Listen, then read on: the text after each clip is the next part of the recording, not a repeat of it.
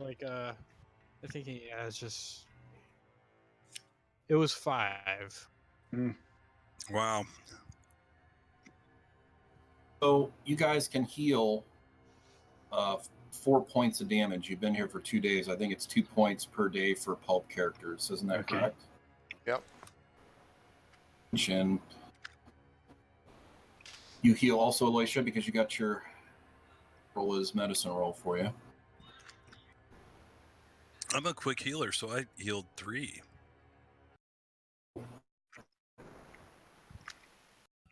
Zhang's at 20 out of 21.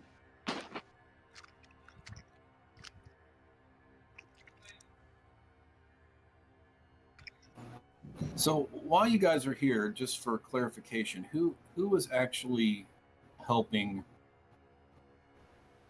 and translate and study this book? Sebastian and the doctor for sure. It's in French, right? That's right. Yes, and there's one section in the back that's in German. I know French and German. Oh. I'm a spy, dude. I know that shit. I've been assassinating Frenchmen and Germans pretty much all my life. Years. For years. So are you also helping, Sean? Because I don't think anybody else knows German. Yeah, absolutely. Actually, my German's really good. It's 50. I have 25 in French. Also, you guys are intermittently, watching. Get up here, you watching, and there is a story about Martin's Beach. I bet there is. There's a house that exploded, gas leak. So, was house who was the owner of this funeral home, and the funeral home also burnt to the ground.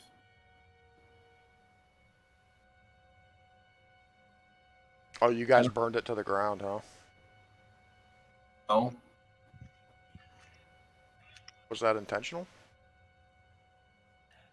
He didn't burn it to the ground. Oh. Ground.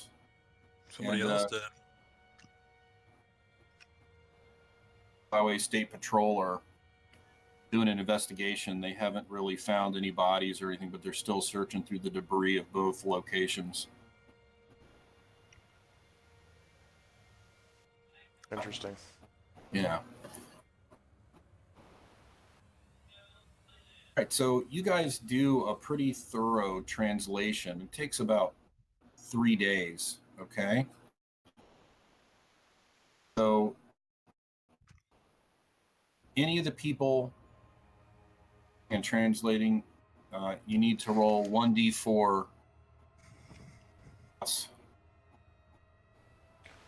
Say against 1d4 what?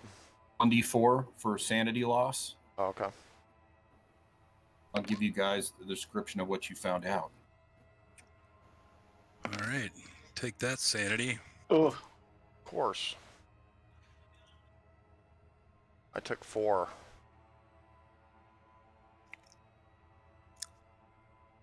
Remember, it is pulp, so you could burn luck to mitigate that if you wanted, or you can just take it. Okay. Yeah, I think I'll take it. Holding on to the luck. Why can't I adjust my sanity points, though? That's weird. You have to do it in the second box. I don't know why the other one's not working, but I had the same issue. And when I click on my token, it's the second number that's appearing in on the token anyways. They changed it then? I guess so. well, I think so. Oh, never mind. Never mind. Do you get it? Is the 76 the percentage off? Or if you go below that number, then you'd have a temporary insanity or something? Is it changing based on the number in the middle that you can modify? I think the rules are pretty much the same as they used to be. If you take 5 or more sanity at once, you have a bout of madness. Okay. It's temporary insanity. If you take 20% of your total, current total. If you take 20% within 24 hours, I think it is, then you are indefinitely insane. And you'll usually gain phobias or manias. I'm just not sure how it's worked out on the character sheet right now. Yeah. There's a little box next to it that has some score. A little tiny box. I don't know what that is. That starting sanity, maybe? I think so. To the right, all the way to the right, I mean? Yeah, the small box. Yeah, I think that's the starting sanity. So the middle box must be your current. The left box used to be your current. The right box is the maximum sanity. 99 minus Cthulhu Mythos. Alright, Lee, so I took 4 sanity. I'm at 48. Okay.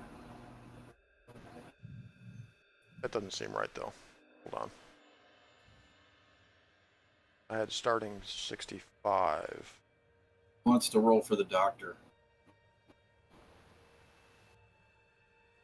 Oh, Will I'll I? pull up a sheet and I'll roll it. Let's see here. Esteban Humperdinck. Humperdinck. Humperdinck. Actually, let me change mine to... Okay, so this will be for the good doctor. All right. He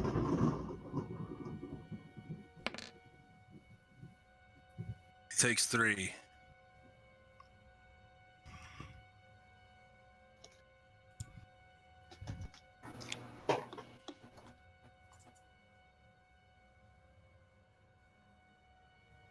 Okay.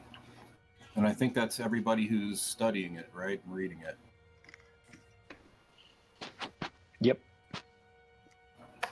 Okay. So this is what you find out.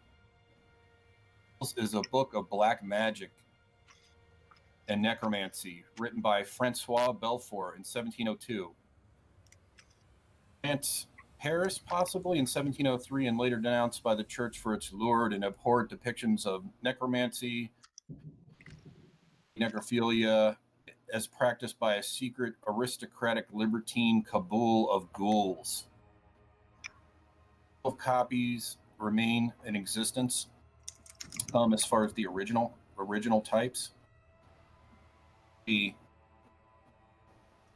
Chang says this is actually one of the original French versions. Very, very... because most of these were destroyed during the French Revolution. It's rumored that the Vatican may have a copy. Of course they do. So the main part of the text is an account, but for the apparent objective of studying the ghouls' shocking habits, rites, diets, and lifestyles. Part of this section also describes the complicated religion of the ghouls. Some god, prodigian, return when the stars are right. Garden they consider paradise called Midian.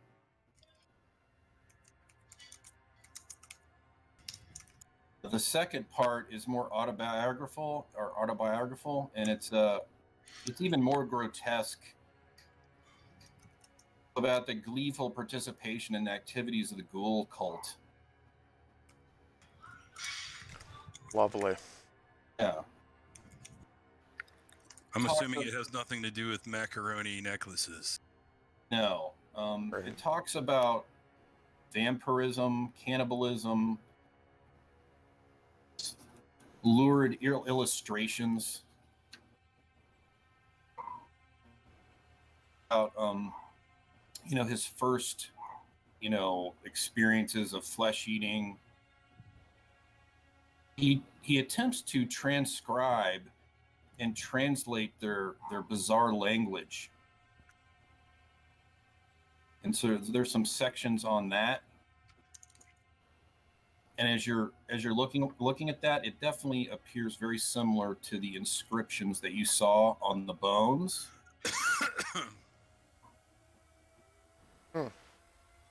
Eureka. And you can see that this guy has like a love for these things. He regards them as highly intelligent, and perhaps Which guy? I'm sorry. wrote this tome, Belfour. The French part or the German part or all of it? This is all just the French part. Okay. And he actually considers them to be superior to humans.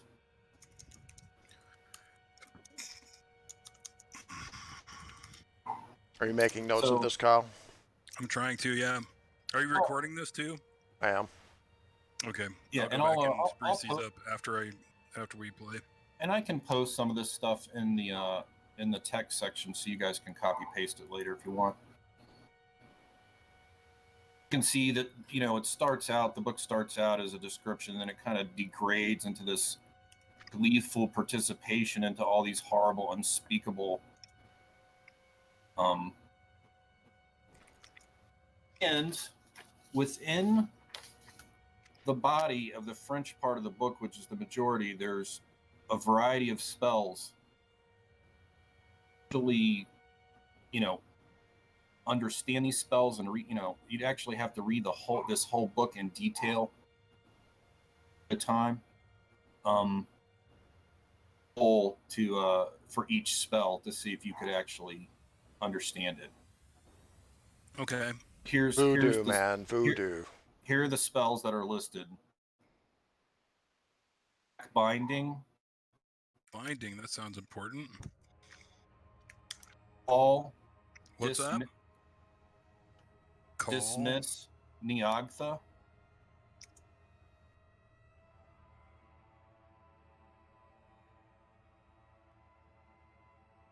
God, that's the thing that should not be.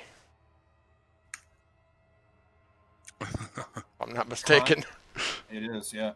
Contact lesser ghoul. Ghoul? Your spell is called ghoul? Contact lesser ghoul. Detect lesser ghoul. Contact Lesser ghoul. Yeah. That So is part a of the lesser ghoul necromancy. over there. Resurrection. Resurrection? We remember resurrection. Shriveling. Shriveling? Yes. That sounds horrible. Yeah. Summon. Bind. Lesser air elemental.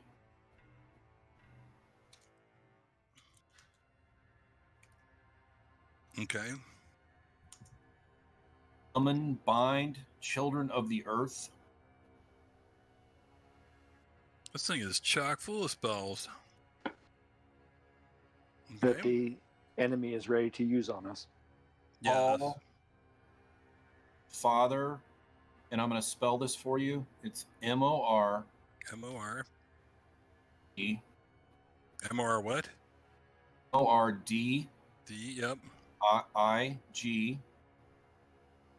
E-I-A-N. Mordigian? And there's more spell. Just give me a second. Hold on. No problem. I'm gonna hit save here. This thing's got a ton of spells in it.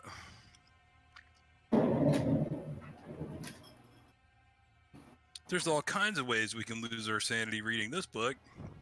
And the last spell or casting the spells. Is listed as consecrate. Consecrate suppository? Lee, I think your threshold on your mic's a little too high or something, because sometimes we're missing like the first syllable of your words. I heard you that time. I just thought. What's it called?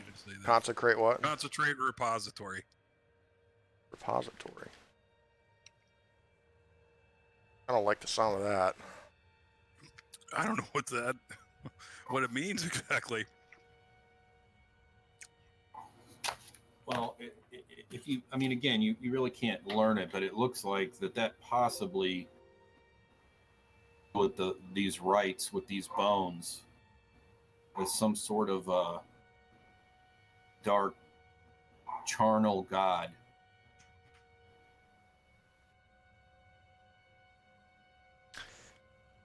Does any of this stuff ring a bell to The doctor. Humperdinck?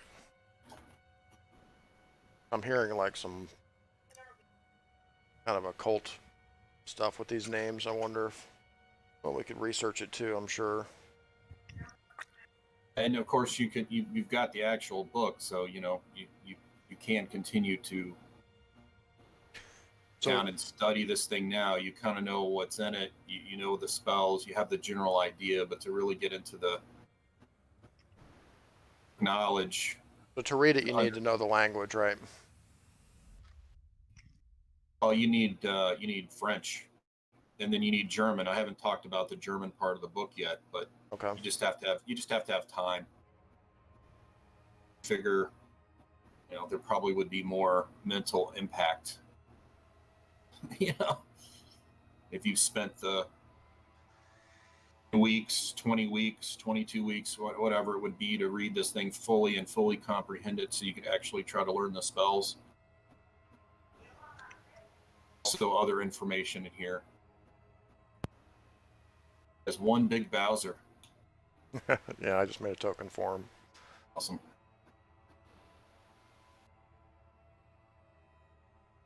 So what about the German portion of the book?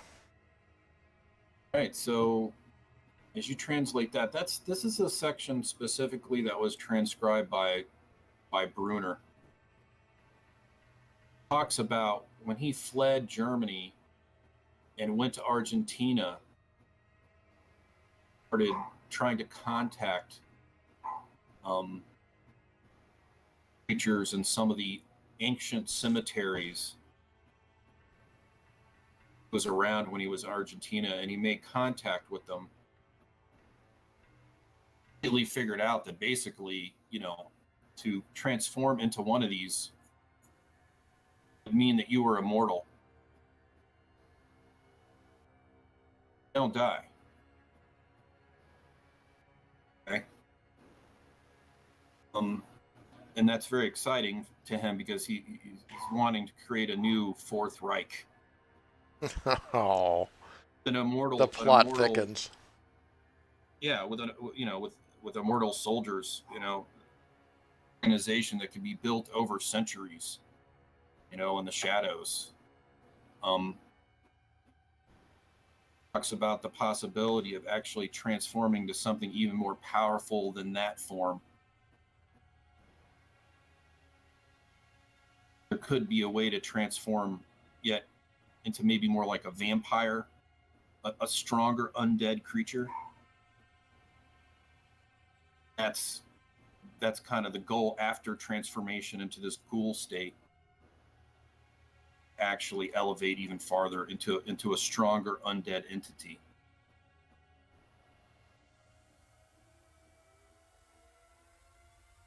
He talks about working on that with his allies. Well, that's just vile. Undead armies, even. Not just a few ghouls hanging out down in the little ritual room, but an army of ghouls. Fascinating. An army of Fourth Reich ghouls. Yeah. Yikes. The Fourth Reich.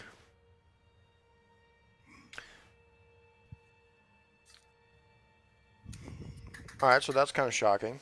Terrifying. So as far as Brunner, though, did you guys presumably kill him? Is that what happened?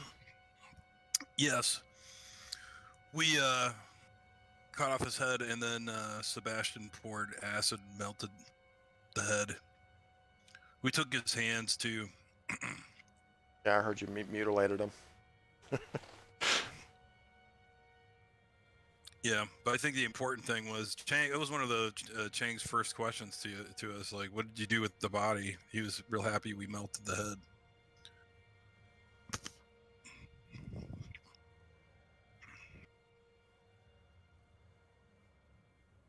Take chances.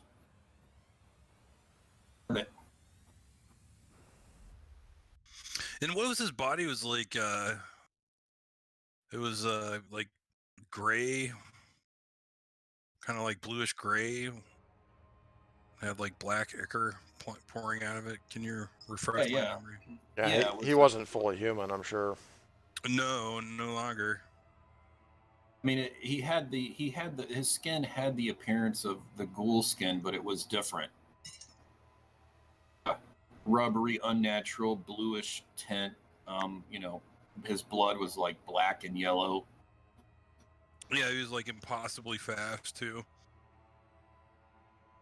Yeah, he definitely was. He was a lot quicker than the other ghouls. He's dead, right? Asks Juliet constantly. Yes, Juliet. We believe he is dead. What about his friends? This is our next goal. Who are these friends? Yeah, who are these friends he speaks of in his book? We know one is the horrible woman that we followed to the airport. This takes us to Morocco, yes? Sounds like it. And then you also have the other letter or letters, the one that Chang found. One from Tangiers says other item located, will contact soon. Information possible. And it's got the address in Morocco, Rabat. There, if you look in the text. Yes, sun exports, obviously related to the Black Sun.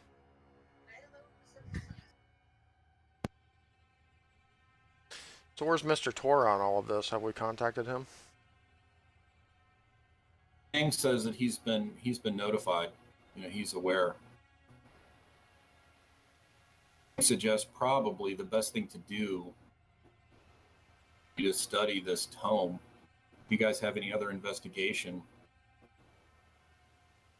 and wait for the reply from North Africa, to see where they this woman and find out exactly what's going on there. He's pretty sure that's probably where, I imagine.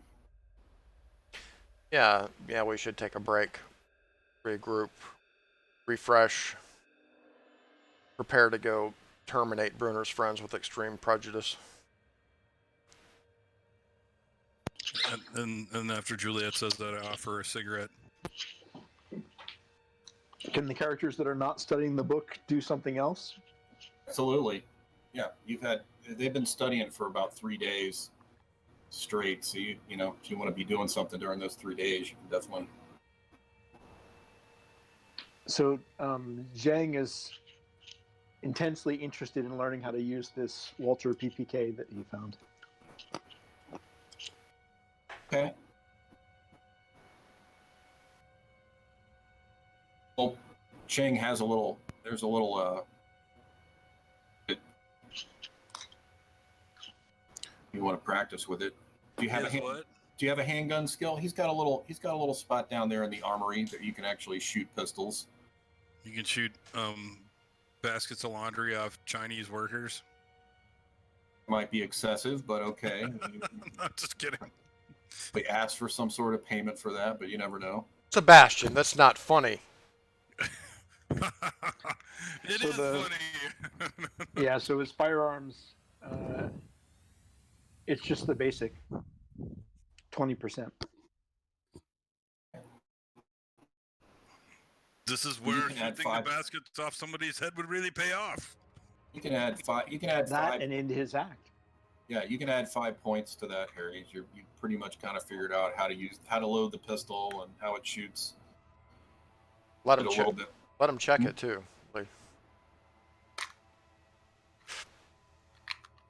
Saying I would. Yeah, that's a great suggestion. I think in the rule book it says something like downtime. There's a rule like that where you can check skills if you spend time training them. Yeah, that makes perfect sense. As a little extra bonus. But Juliet will be reading the book. Can we estimate how long it's going to take to fully digest this monstrosity? He said 22 weeks. Okay. I think. Yeah, yeah. Is there any way to accelerate it? Is that to skim it? But that's to actually fully understand it. All right, so we've already pretty much skimmed it over a period of a couple days, right? Have, yeah. All right, okay. I mean, is there anything Humperdinck could do with his mythos knowledge that might improve our chances here, or maybe even just for him? He's got, you know. I mean, he could roll his Cthulhu Mythos, you know, on the tome. Okay. He's got a 10. All right. Yep. Let me switch over to him and let's give it a roll.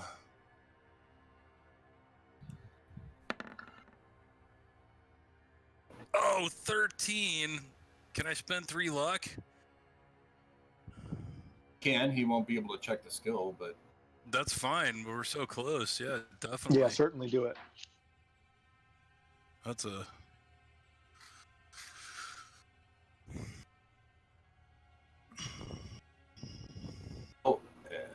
Humperdinck takes this. He takes a little closer look at the section in German.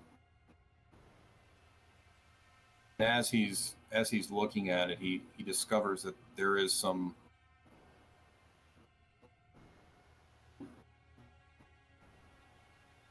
kind of on the borders. Something's watermarked on the borders. Yeah, it's just like these. It's like these small notes. And the notes basically are that he did discover how to transform from a ghoul form into a vampiric form.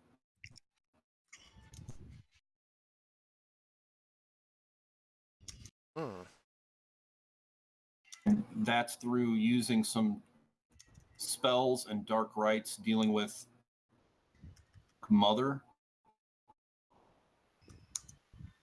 You have to sacrifice your mother. To a dark mother. Oh. Oh. With some sort of spells and incantations and rituals. This dark mother figure. Dark mother. Form into some type of vampiric.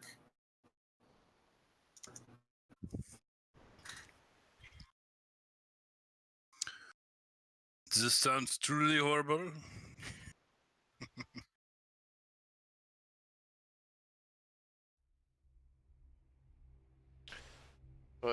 So are we saying that's like an actual purpose of the book, or is that a spell or something? It doesn't get into the spells that you would actually need to. It just describes that, you know, there is a way to transform from this ghoul state into a higher undead form. Something to do with this dark mother and rituals and spells that are specific to her. It doesn't spec the spells out or the rituals. Didn't we find something out about a dark mother in one of these other texts we found? That Latin text? Ooh, I don't know. Look at my notes.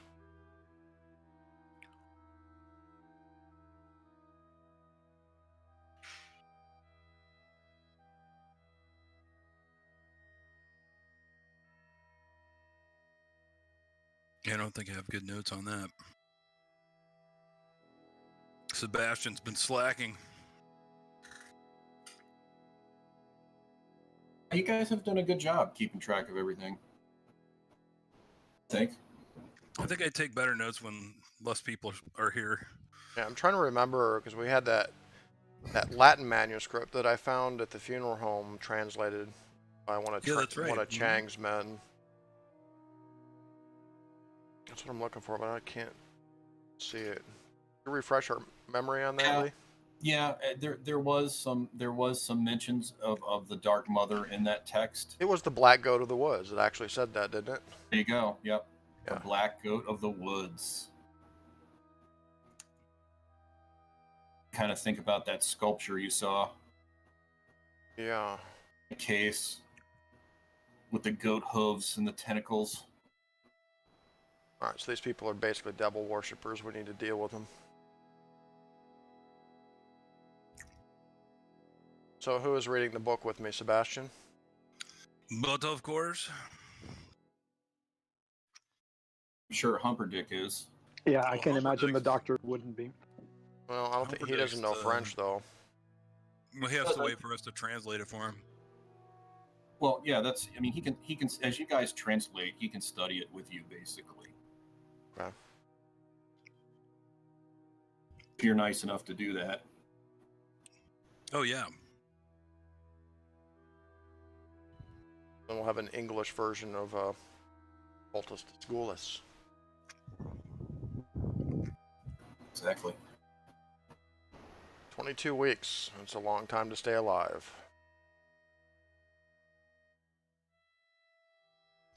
Can we study it while we're doing other things, or does it have to be concentrated study? You do some minor things, but it has to, you do have to put all your mental effort into tome and we'll just esotericness. Sebastian, we'll just curl up by the fireplace and just read it together. This sounds I cannot wait to start this process. Yeah, you do the translation, and if there's anything like we find out as we're translating it that might be relevant to our investigation, we'll certainly let the others know.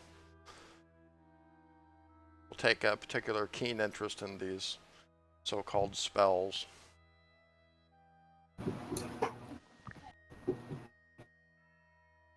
It would be safe to assume that if Bruner had access to this book, he allowed his friends access to the book, so we could be dealing with either other inhuman people, or even people who are capable of using this kind of magic. So to fully understand the spells would be my top priority, probably, as well as any Cthulhu mythos knowledge that may be in there. Yeah. Any references to the black goat, etc. Or it's if we, and I think with us seeing Bruner in that form, we know the stuff works. So in order to combat it, definitely need to know the spells or how to diffuse them, whatever. Do we have pictures? Photos? Oh yeah. Yeah, we took photos galore.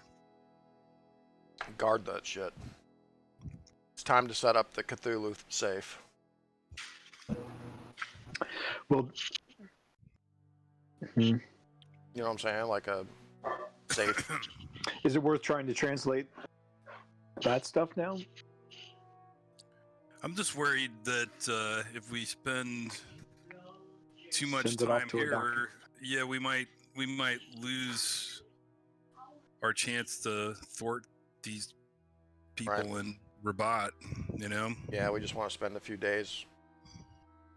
And, It's tempting. It Oh, had it's, crossed my mind, like, well, let's sit here and just study this, but I think Oh yeah, so the next day passes. It's Sunday. Business is closed. You guys are there around the table. You're studying. Looking at this book. Occasionally taking breaks. Phone rings on his desk.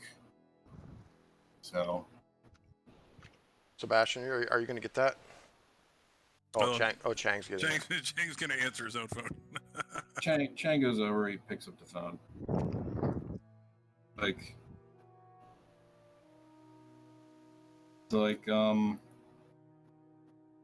Brings the phone over to the table,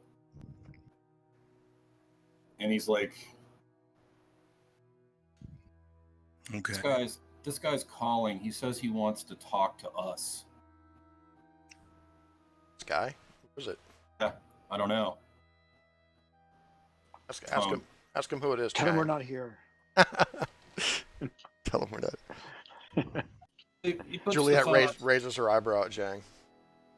he puts the phone down. He puts it on speakerphone. He's like, "What do you want? Who are you?" What? That's Jang. Oh, Jang, okay. Jang says, "What do you want? Who are you?" Man, he got me. He won initiative. Totally confused. So this Italian voice comes on the phone. He's like, gentlemen, no Gaji. I represent the Ravatoli clan. I have a book that belongs to us.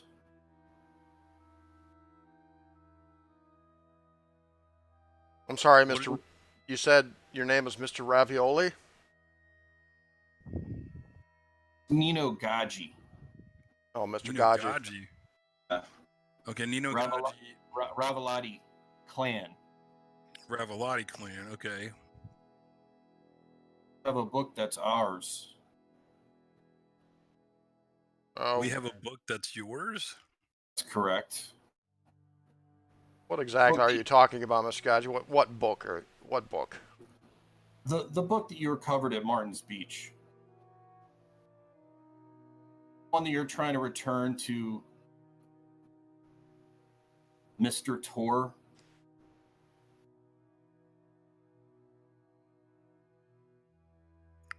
And Chang pipes up and says,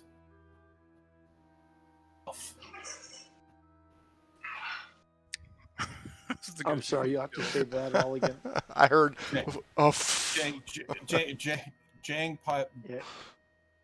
and says, "Go fuck yourself, Gaji. I know who you are. I know who you're affiliated with." Gaji says, "Well, if that's the case, then you know we're serious. Side. The book outside right now, and there'll be no problems."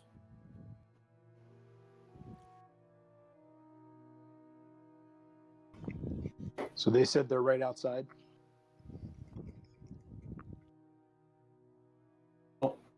At that, Jang slams the phone. He hangs up the phone. Your weapons. Safe. And he's opening the safe up. yeah. Let's secure this book. Okay. Any windows in this room?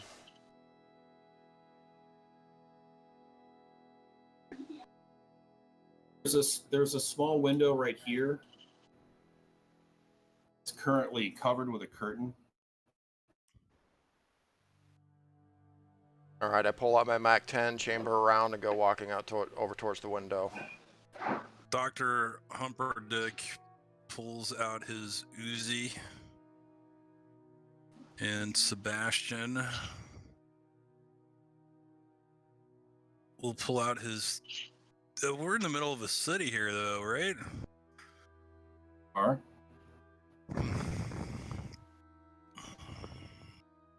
All right, well, I'll get the Scorpion out.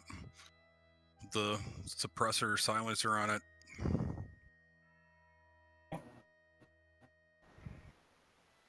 Boisha, Jang. What are the internal exits from the room? Is there two doorways or just one? Or There's just one doorway right here. Oh, this is an upstairs room. It is. So basically, there's a bit. This is all open area here. This office is kind of sitting above the work area, right? And there's a set of stairs that go down to the work area and a set of stairs that go down to the basement. Right? So we're on the second floor. Yeah, so there's a window here. There's a window here. You can kind of see out into the work area. Right? High ground. All right. All right, so Alicia window has there. his pistol out. You say, Alicia? Yeah, Alicia is gonna be like next to the door. Okay. so do you just draw the door, or is that a window? You said that's a window, Lee? Yeah, there's a window. There's two windows. The door's actually, the door's down here. So there's a window Okay. here, All right. a window here. Correct. And a window where Juliet is. Okay, well, I'm gonna start looking out at the floor here, scanning. So Juliet, you pull the curtain back and look outside. Yeah, it's just very discreetly. So as you're looking, you can kind of see that there's almost like a film or some sort of it almost looks like a tenting. It's actually dropping from the sky. It's basically hitting about right here. Almost like a force field. Whoa. It looks like a gray, kind of shimmery wall. I say, hey, Chang. He's over there by the safe. I say, hey, Chang, come here and look at this. He throws the book in the safe, but he doesn't lock it. And he comes over and he looks. Like, what is that? That shimmering over there. And I'm checking the perimeter down on the ground floor outside as well. So he's like, that's magic. Can we barricade this window? Not yet. Let's see what's going on here. So basically, when this field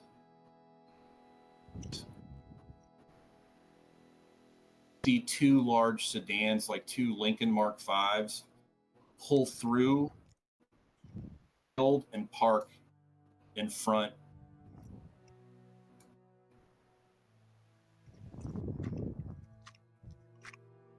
There's two Lincolns out there, guys. I can imagine Jeff going to the window. Yeah, fully armed. yeah, looking out that window over the business there. Mm-hmm. Is he armored at all? There's two cars out there. Spray those bastards. They just parked. They just parked out front. They pulled up to the front of the building, by the front office. They're over here.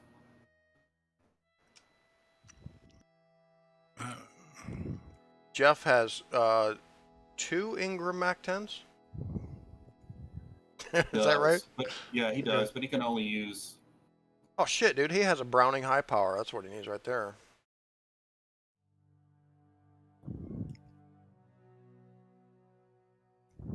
So I'm sorry, Lee. Can you indicate again where the cars are? They're up here near the front of the building. Okay, thanks. Oh, he's putting tokens out.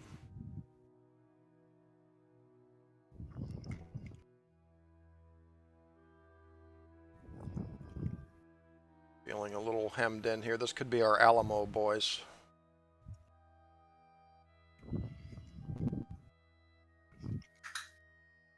About to jump onto the desk. Turn the desk over. Yeah, I think I might try to get that desk, like flip it up, cover the window. Oh, there's a car here. Here. And you see the doors on the right-hand sides of the car open. Individuals get out, but they're definitely using the cars as cover.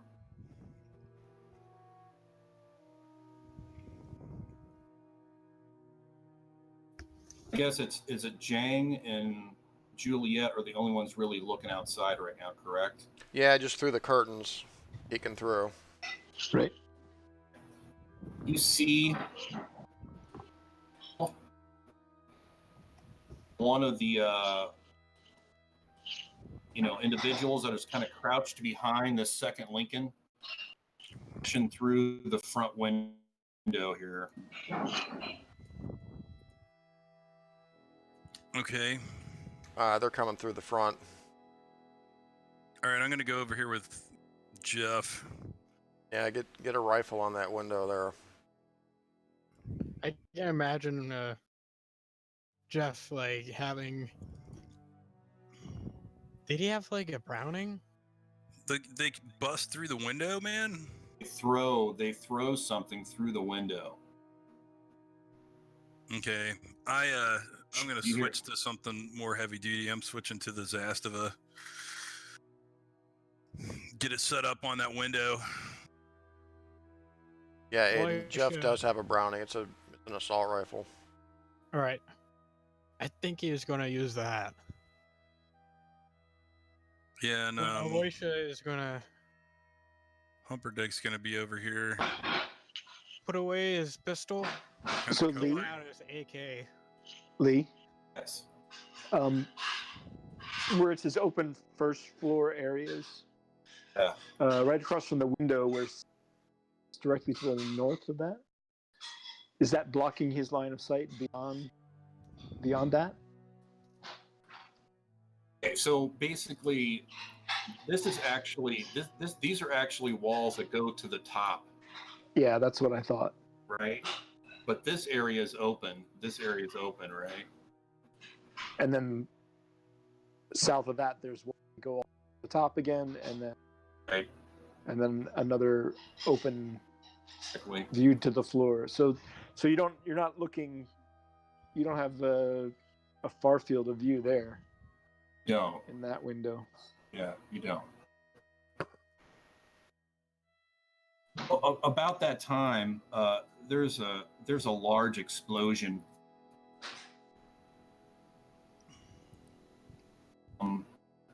It's a significant explosion, man. Blows up a large part of this section. Okay. So What these is this? walls. Yep. Oh, go ahead, Lee. I'm sorry, but I want to No. do something after you finish up. So yeah, so right about here, huge, man. It rocks the building. Probably like a bundle of dynamite or something. Okay. Yikes.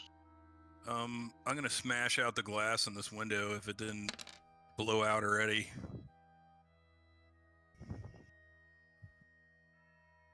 Smash it out. All right. Jeff, watch out. Wait. Jeff, you should watch out for the hot brass that's going to be firing out of my weapon here. Yes. Alicia will break the window as well. Window on his side. And have his gun like trained. Actually, is over go ahead, Aiden. Sorry. Like over here. I'll have it trained over here.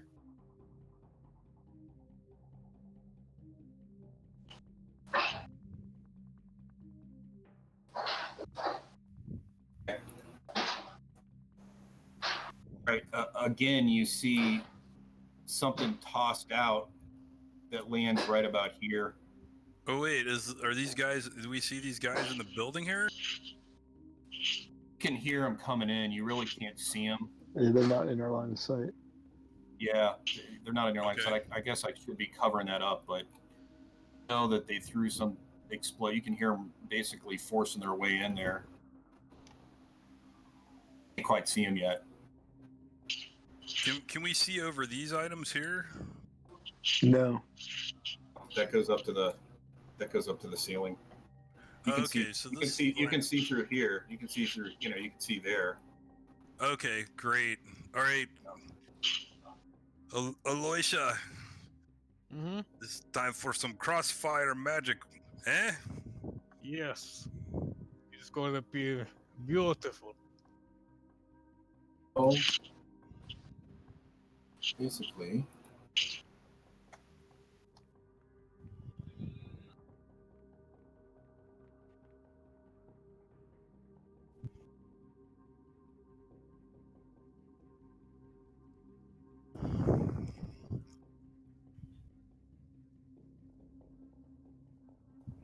Basically, there's a smoke grenade goes off in this area right here. You see the area I've covered up? Mm-hmm. And do we have a turn to react to this? Absolutely. So the smoke grenade goes off, and let's get a turn order going here. Okay, great, because I'm going to throw something right in that smoke area, because that's where they're going to be coming through.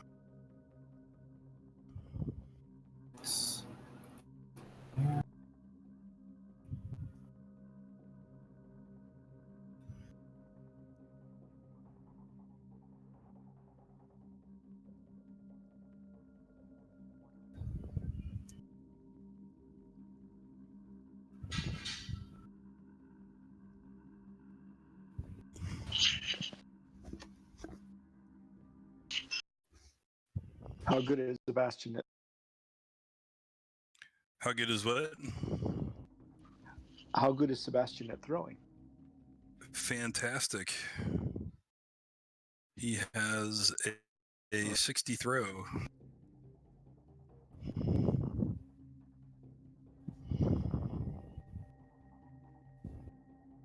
I have to enter these guys, don't I?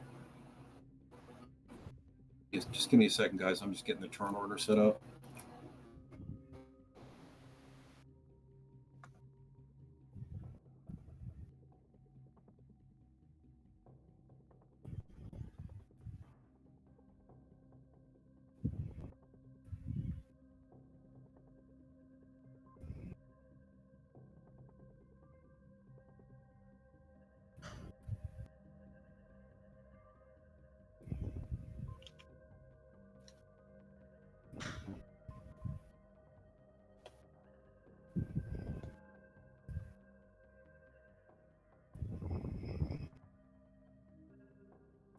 Okay. I should have been muted. And I don't like being holed up in here. Don't like that one bit. I think I have an idea. I know what I'm gonna do. Okay.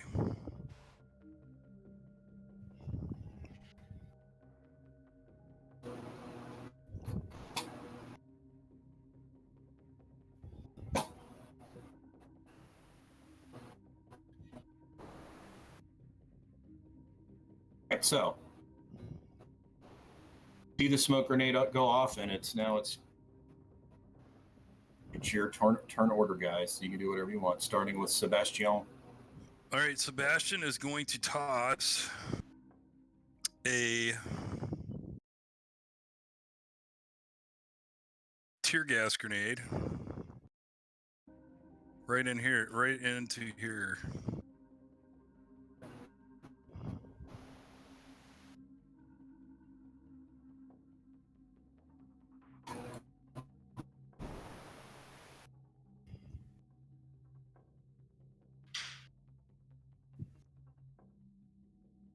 Can I roll my throw? Yeah.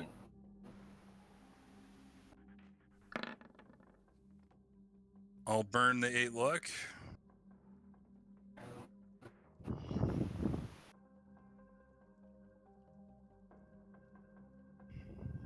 And not check off the skill.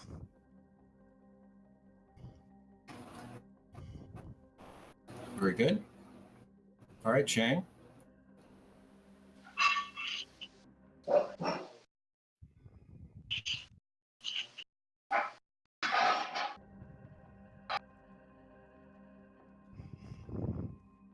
Guys, let me think about what you're gonna do. I gotta grab something really quick. I'll be right back. Okay, it's Chang's turn next. Okay. Okay. For some reason, I'm not sure the turn. You're freezing what now? I'm not showing up in the turn order. I don't Right. see any of the player characters there. Yeah, I wasn't either. Try just refreshing the page, Harry. Reload the page in your browser and see if Okay. that works.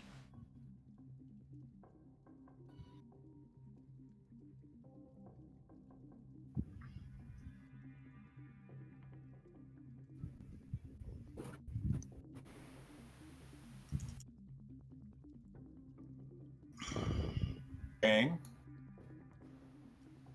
I think the No. doctor's just gonna hold ready with the submachine gun.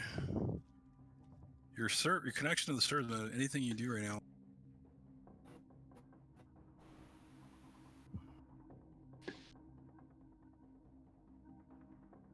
Okay, so it's Jiang's turn, you said? It is. Sorry, okay, I'm not, yeah, it's not on the turn order, it's not showing me that.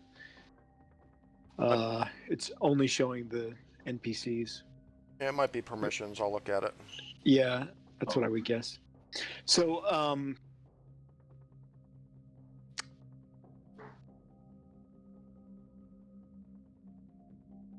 I suppose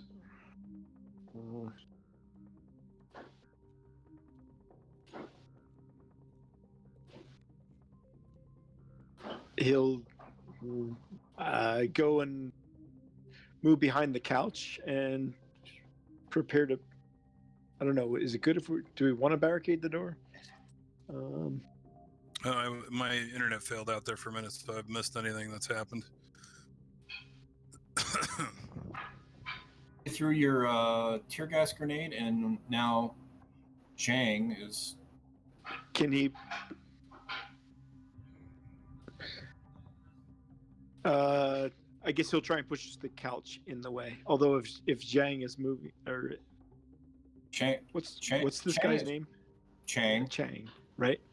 Chang is running. He appears to have the book in his hand, and he's moving towards the door. Okay, then Zhang will open since he was already close to it. He'll open the door for him.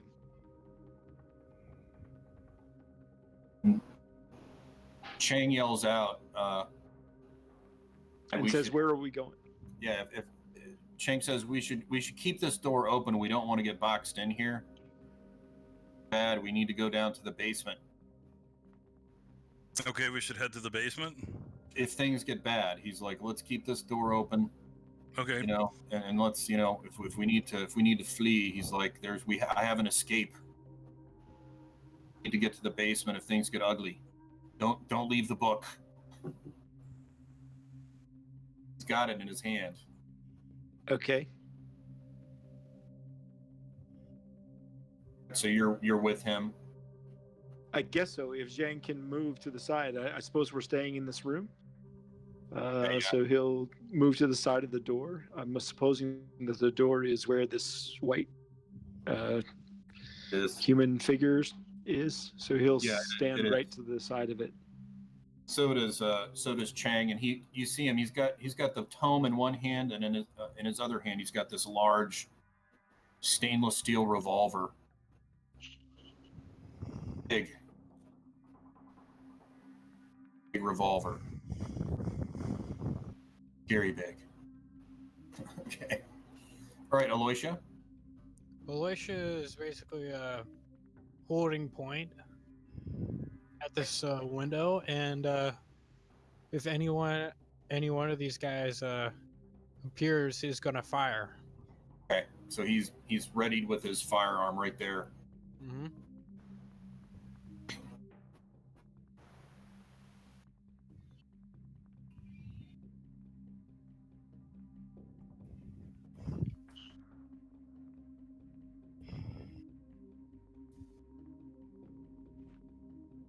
I think next is going to be Humperdinck.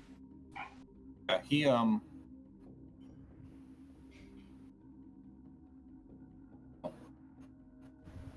he's not here, so I shouldn't.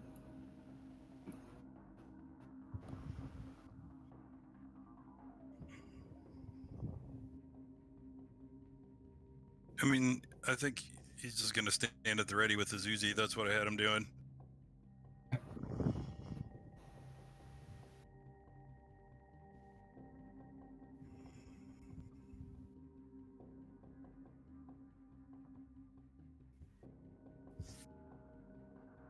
Do you have any characters not gone?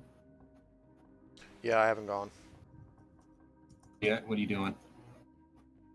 I'm going to tear down these curtains. I'm going to bust out the window. Okay. I'm going to pick up like the desk chair and just throw it through the window. You? How far down is it? Second story window? A second story. Mm-hmm.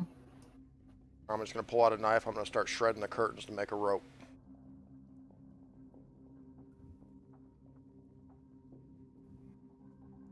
Okay, you can tie the curtains together pretty quickly. It makes a decent rope. Yeah, that's what I'm doing. I'm just going to secure one end, the leg of the desk, I guess. Just preparing.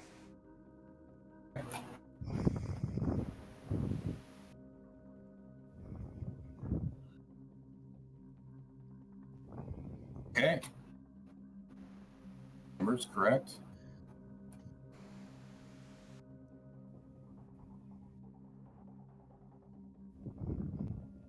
So is Chang standing in the open? Kind of standing to the side. He's standing. Okay. He's standing on one side. You're standing on the other. He's got his revolver out. Okay. Anybody who is looking into this area right here, you definitely see some movement in the smoke. You really can't make it out completely. Okay. Try to blind fire in there or what? Yeah, I absolutely will when it's my turn. I blind fire. Oh, let me... Well, is anyone other than Aloysia? Aloysia is the only one who can really see that area that's black, right? It looks like it.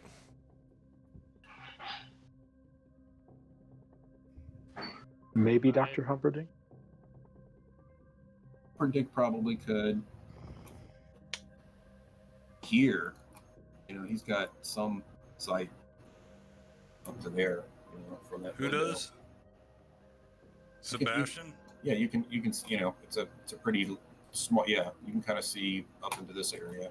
Okay, I'm just gonna wait until I see something actual cross into this, and then I'll fucking light it up. As soon as anything gets in that area, I'm just kind of biding my time, looking for targets. I'm gonna spend my turn doing that, and if anything emerges where I can shoot at, I'm instantly gonna fucking just go full Rambo on it.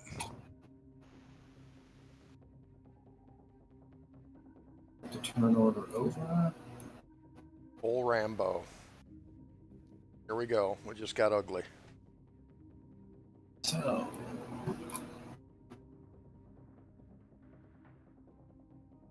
Gonna be a racket here in a second with all this gunfire. Yeah. Do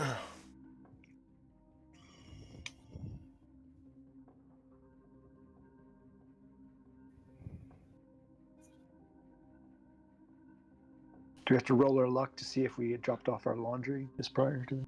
exactly, yeah. Yeah. Yeah.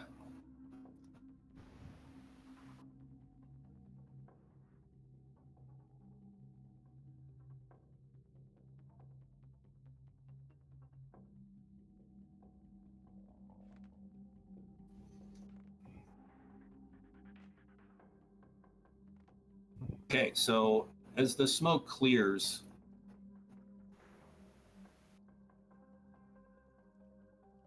Aloysia probably could see. Are these guys getting affected by that tear gas at all? I think they would be. Yeah. Okay.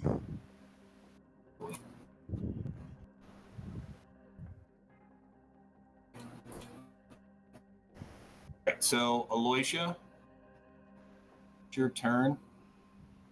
You see there's a guy standing right here.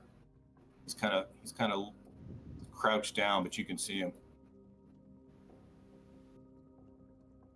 I fire one shot at that guy.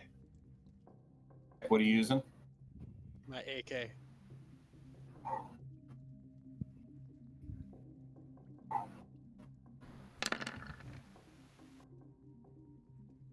Nice.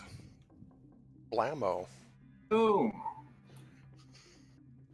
Right, so that's doubled, correct? Yeah, he gets an extra damage die. That's another 1 to 10, I think, right? He gets the damage dice again, which is 2d6. Hmm.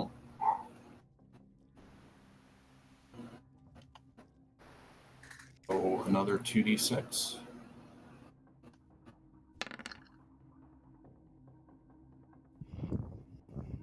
It's gonna be 14 damage.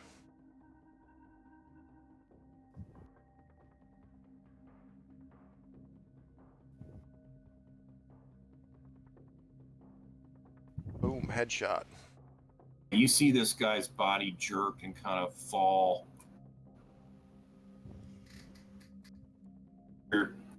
Hear a round go off. Boom!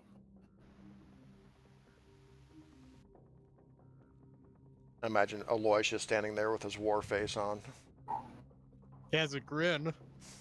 A grin. Okay, so He's already a little crazy.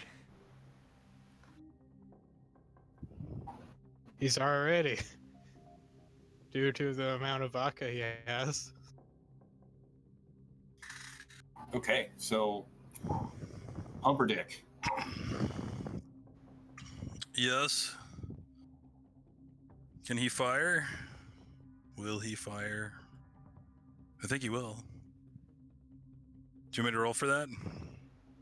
Who's he shooting at? I assume he's shooting at these guys. These guys have cover, but you can kind of see them behind.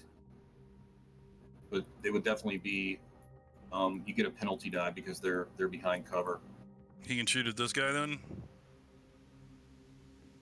Yeah, that and hard cover should count as armor points for him as well, to some extent. Did this guy already go down, or is he? It looks like he's down on one. He's down on one knee. He's kind of trying to claw himself back into the air. He doesn't look good. He's wide open. Humperdinck knows the mark when he sees one. So he'll open up on that guy with no penalty dice and no armor. Okay. Is that within 40 yards, Saley? Yeah. All right. He's not going to get a penalty for range. Probably right there, How many rounds can he shoot? I revisited this. It's going to be his firearm skill, or for him, the SMG or handgun. This is an SMG. Yeah, it's going to be a SMG divided by 10, so he can fire 8 bullets in a volley. He can fire as many volleys as he wants. He's going to fire one volley.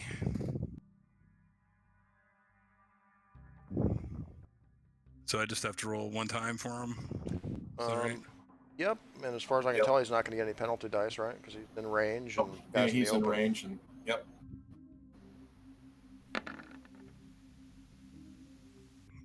All right. So 4 bullets would hit. Roll. Each bullet's a 40, D10. 40, yeah, 40-10. Okay. I'm going to use a little macro on the... Well, actually, I'll do it this way. 1D10 right here. 4. Oh, 32 points of damage. Holy crap.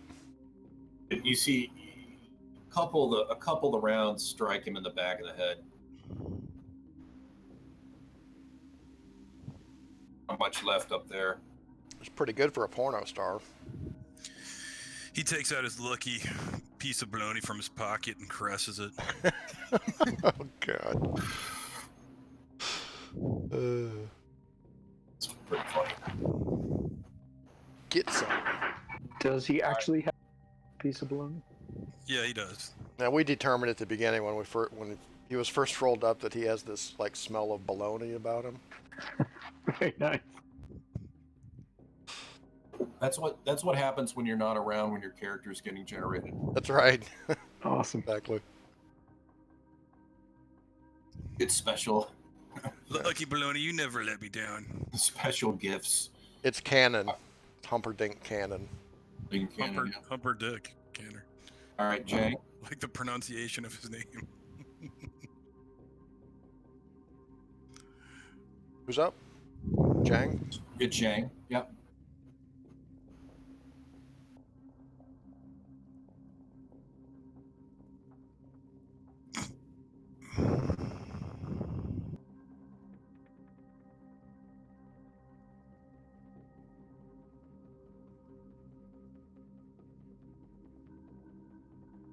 You need Chang? It's your turn. Oops, sorry, I was on mute.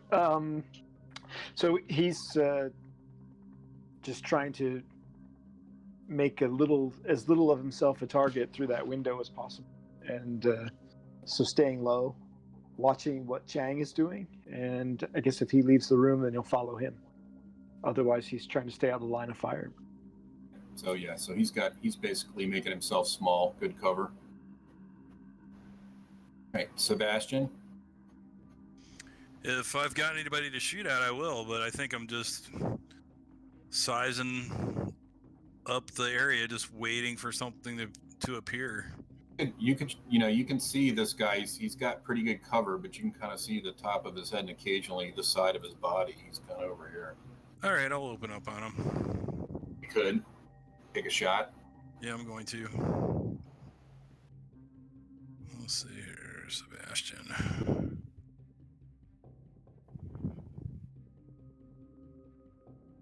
And again, if he's got cover, He does. it's going to count as armor, essentially, Right. to some extent. And Points maybe, or something. and maybe a penalty die, your discretion. It's a penalty die. You using a rifle, Sebastian, or an SMG? It's basically a heavy machine gun. Okay, range is not going to be an issue then. So I'll shoot one volley at this guy. What kind of light machine gun are you using? The Zastava M53. Dude, so you see Sebastian pull this squad machine gun out of this case and set it up on the window with a belt. It's got like a... Yeah, he unfolds the bipod and just pops it right in the window. How many Starts bullets ripping can I off get in one rounds. volley? That's going to be a rifle skill, right? Yes. So What's up your to skill? 75, so up to 7 in a volley. So 7. Six would be ideal, since half the bullets hit. All right, yeah, I'm gonna fire 6 volleys at this asshole. Damn. Okay. Well, I mean, it's a belt-fed machine gun. Right. And 6 fuck volleys? these assholes. Yeah. It's going to unload this shit. Dude, I mean, this is exactly the circumstance. We're pinned in. It's time to suppress these assholes. Think twice before you come out against, out on the floor. This thing's gonna be loud as fuck. So And you want tearing shit apart. to give him an extra penalty die for the cover or not? Yeah, he gets the hard cover and he definitely gets a penalty die. All right, so the first Okay. first volley is going to be with 1 penalty die Okay. with the rifle skill. -1, that's a hard success. Okay. Should I roll for? And so, how many out of 7? So I hit So with it's 4? It's three bullets really. Yeah, Three bullets hit. really. Okay, and those are. Let's see. Hold on. I just want to go ahead and roll for damage on those 3 bullets. 2d6 plus 4. So it's going to be 66 plus 12. Damn. What kind of rounds does that thing fire? Big old like 9 by 54 or some shit. Like it's a big old chunky round, man. 31 points of damage, or Right. to whatever. So, yeah, he gets like 4 points taken off that. Yeah, dude. So go ahead and shoot your other volleys. Okay, so Does he have line of Alright. sight to any of those other guys? Not really, just that guy in the corner there because of the window he's in. All right, just unload, dude. You're gonna get 2 penalty dice for this roll. That's a success. okay, so it's gonna be 66 plus 12 again. Yeah, 3 bullets.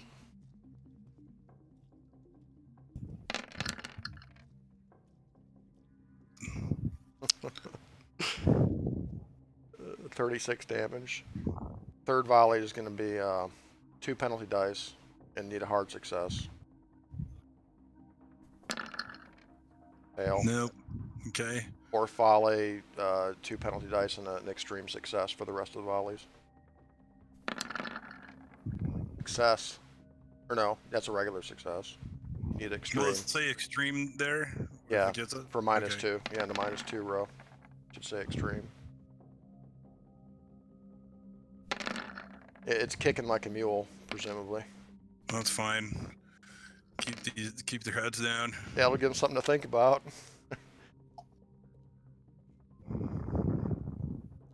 So Sebastian basically opens up with this machine gun, man.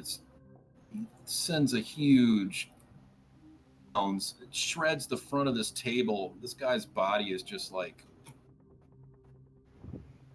round. Yeah, Juliet like reflexively jumps under the desk with her hands over her ears. His arm flies off, man. You saturate this guy. He Sebastian will cackle. Says Bell, which is this is beautiful. This is beautiful. Jesus, we're a bunch of psychopaths. Well, this is what Sebastian lives for. Well, that's what it would say in that frame of the comic, I think, you know. Okay, so I think everybody has gone on the party except for Juliet. Jeff hasn't gone. Oh, that's right. Okay. Jeff's gonna move over here to get a better sight, and to keep the hot brass of the Zastava from ruining his day. Okay, so he moves over to the to that window. Mm-hmm.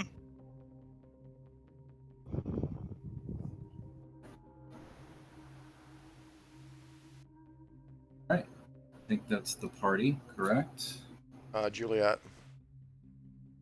Juliet's just gonna get up. She's gonna strap her satchel on one shoulder, and strap her Ingram Mac 10 on the other, and look out the window. Is there anybody out there? At the front window, no. All right. I flip out the window, kind of crawl down the curtain, and just kind of jump to the ground. You can move some. All right. I'm moving up this way, and I've got my Mac 10 out. Get up to about right there. All right. Head on a swivel. You flip out that window. Do I see the cars up there? Do. That's where I'm going. Anything, I'm shooting anything that moves. Yeah. This shimmering force field, this black kind of grayish shimmering force field is still there. I try not to look at it. As you're looking, what's interesting is you're looking at, you actually see, like, the other side of the street. No. Don't seem to be reacting at all. I'm not sure. I'm not sure I understand. You can say that again. As you jump out the window, you flip down there, and you're moving up. You see people on the other side of this field, like across the street and stuff. And they're not reacting. Reacting. Oh. In other words, there doesn't seem to be any, They're not noticing. Gotcha. seeing volley of rounds and the crazy. They just seem to be walking along like nothing's going on. Noted. I'm in commando mode right now, dude. I'm moving up to these cars. Just looking for any lookouts or anything like that out here. Do I see where they breached the front office here? Are these windows on this side that they came through, or did they come in through the front office? Can I tell? They basically walked through the front door. They basically busted the front door out. All right, I'm sneaking along the edge of the building here. That's what I'm doing.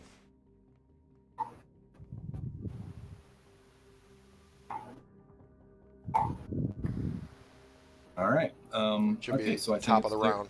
I think. Yeah. Well, it's their turn, right? Okay. Yeah, they haven't gone. That's right. All right. So.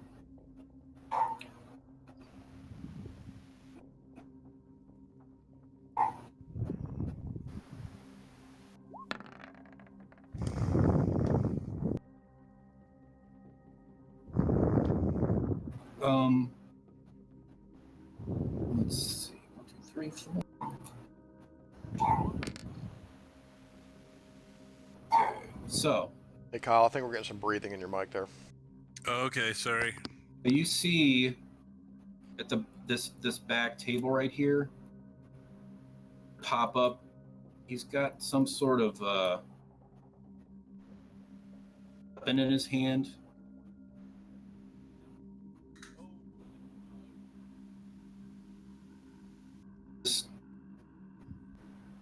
20 Mike grenade strikes this window right here. Oh my god. Oh, they got some firepower. Right, so you guys want to... Okay, so let's see. I was gonna say, I hope they didn't bring pistols to a machine gun fight. Then he opens up with a blooper.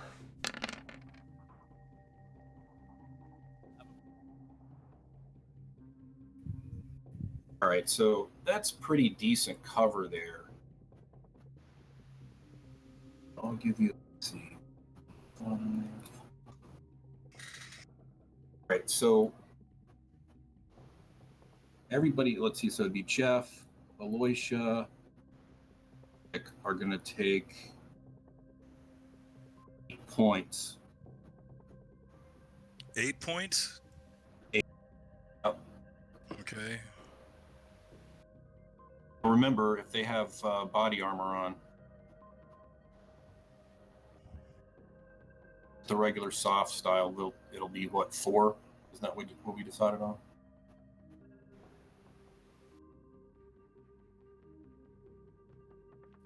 I'm not Can't remember. I'm not too certain of those rules. I know it's different amounts of armor for different types of attacks. Right? Yeah, well, I think we agreed it was what, 6 for the soft, and then it was what, 20 for the heavy military stuff. Yeah. Let me pull up Jeff's character.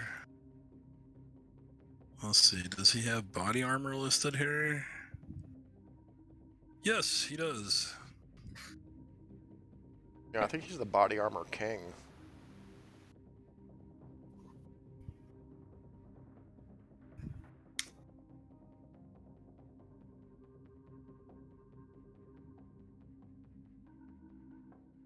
Did Jeff pick an archetype? A pulp archetype? Did. I don't know if he's got it. I don't know No, if he's got it listed. Yeah, he did. I don't know if he's got it listed on his character sheet. occupation smuggle. Smuggler? Yeah.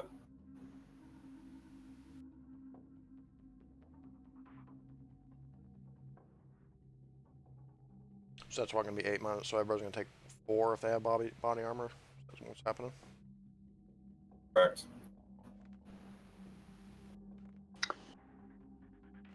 Okay, and so was Zhang in range of that?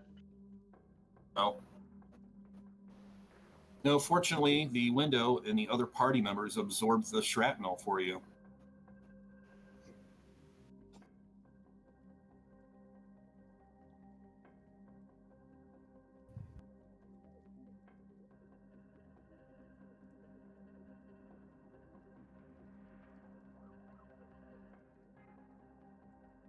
All right, who's next? That would be Anthony. So he is going to... You working at the grocery store?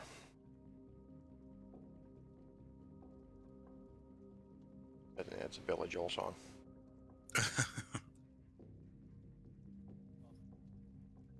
At night, he becomes a bartender. Something like that, yeah.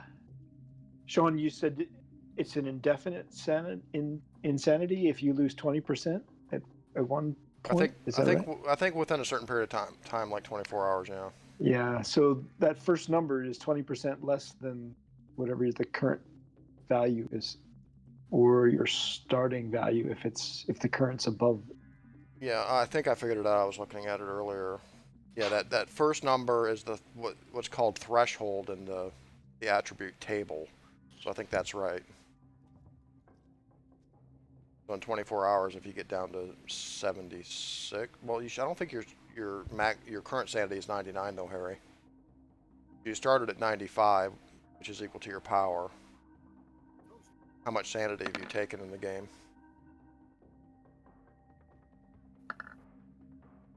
I don't know if he lost any before the party gained sanity from the last. Yeah. So I think the middle box should say 95. Adventure.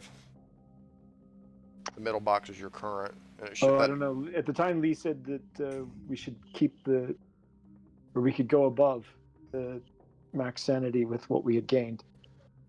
That's right. Yeah. If we did gain sanity, that's true. You can. I Yeah. think that's what happened. Yep. Through create attack. So The sanest character in Call of Cthulhu ever that I've ever seen. he's shooting through this window right here at you, Sebastian, but he misses.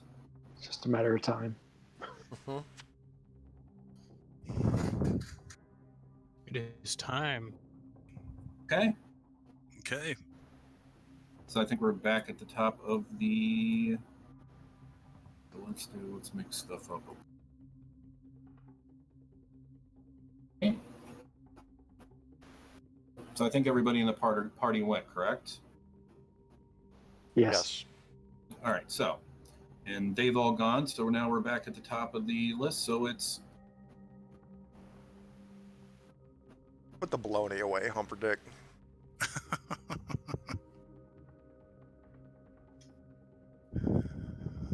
He did. He only brought it out for a second. Leave it out. It's It just gets like blown out of his hands. It's Right. yeah, Now he has to exactly. pick it up off the floor. No! Lucky Melody. gets hit with a 9mm bullet, and there's baloney all over everyone. Oh man. Okay, so whose turn is it? It's The Humperdick. doctor. Oh, Humperdick. Okay.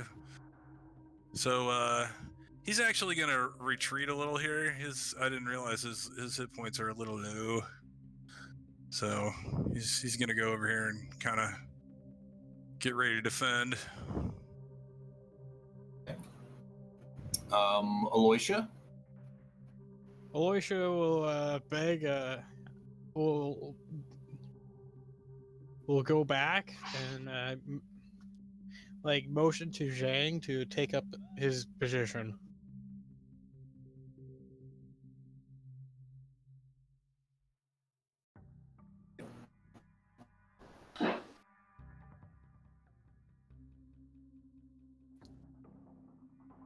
And he's just gonna move across. Yeah, Aloysius' hair is smoking. He's been bloodied. He's been beaten. He's been. I bet he's got his taken war face on now. shrapnel. And he's like, you can see that he's not having a good time. He's Right, like right behind the table. Flips the table over Yeah. for protection. All right. Chang?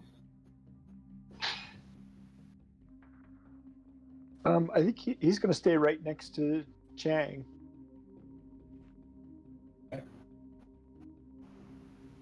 Yep. The Ch- books, Still that's what they're here cowering. for. Jeff is gonna mow.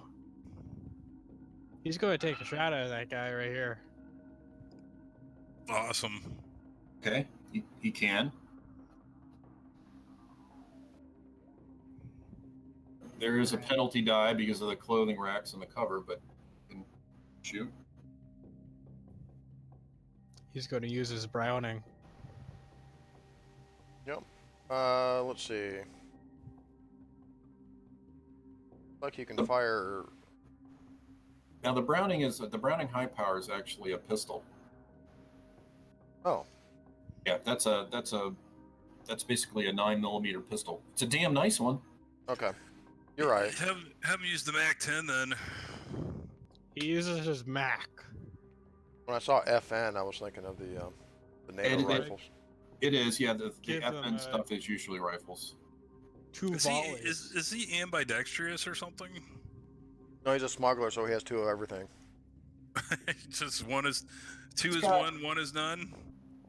His talents he took were definitely like Rapid fire and nimble. yeah. There you go. Yeah. So what do those do? He didn't write any details down for him, so Oh gosh. Okay. I can look real quick. Yeah. yeah, read them to me and I'll put them on his character sheet while you read them.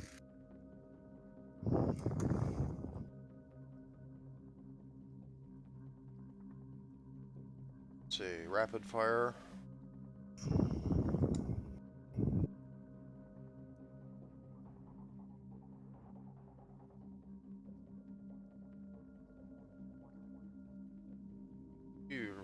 Rapid attack, rapid fire.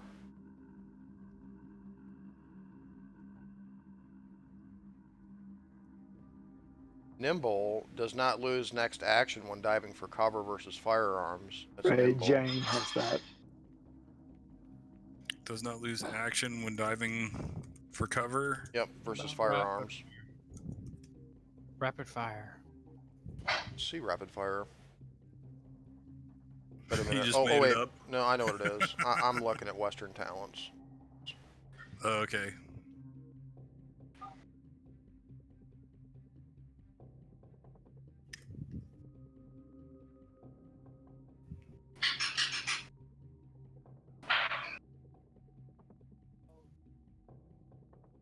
Wow, he's got a 95 on SMG. He's gonna use it.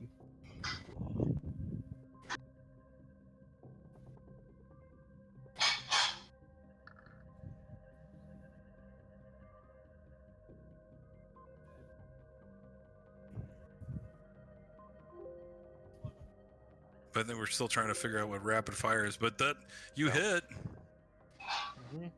With the first volley. so his skill is 95. How many bullets does he get to use? Rapid fire is ignores penalty die for multiple handgun shots. Okay. That's when you fire, 3 shots with like an automatic or a revolver. So ignores penalty when. Read it again. Ignores penalty die for multiple handgun shots. So you can take 1 shot with a handgun with no penalty, or you can fire up to 3 with most guns with penalty dice for all shots. It Okay. ignores that. All right. So how many volleys can he fire? What's he shooting? A Mac 10. Got a 30-round magazine on it. Yeah, handgun, course he does. SMG. You could roll. You could do 3 volleys. Well, I mean, you could do 4, I suppose, but you could do 3. With his, with his SMG skill, he can fire 9 shots in a volley, so 8 would be optimal. Yeah, so 3 of 8, 3 8-shot volleys, something like that. Yeah. So, Aiden, do you want to roll for the damage on the first one because he definitely hit? Right. What is the? So he fires how many bullets? 9. It would So be he hits with 4, so that's Yep. 4d10. Okay, 40-10. So it's 40-10 plus 6. plus 8, actually. Oh, sorry. 40-10 plus 8. Oh. Automatic Oh. weapons are deadly, man. Jesus. Well, think about 45 ACP, No, it's. taking 4 rounds like that. Oh my God. I would not want to be on the business end of that. Dude, you would take 34 points of damage. You would, yeah. That would be awful.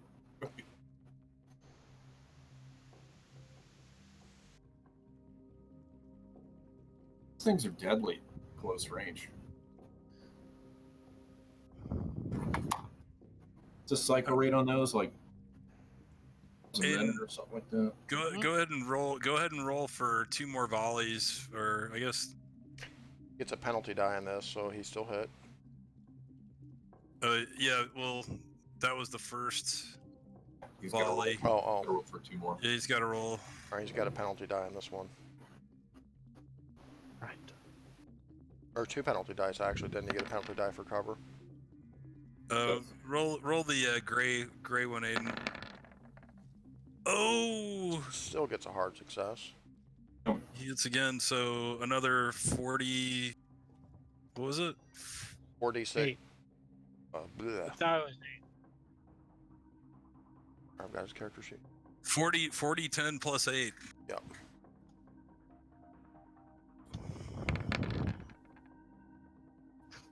Still.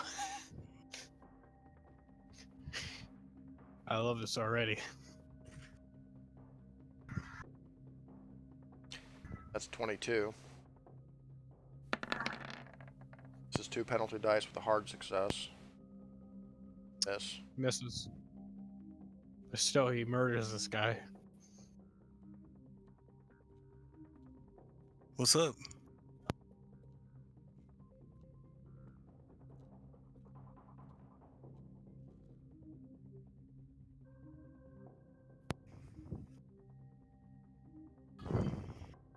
I'm not mistaken, looks like he took 56 damage. Those volleys. Hey.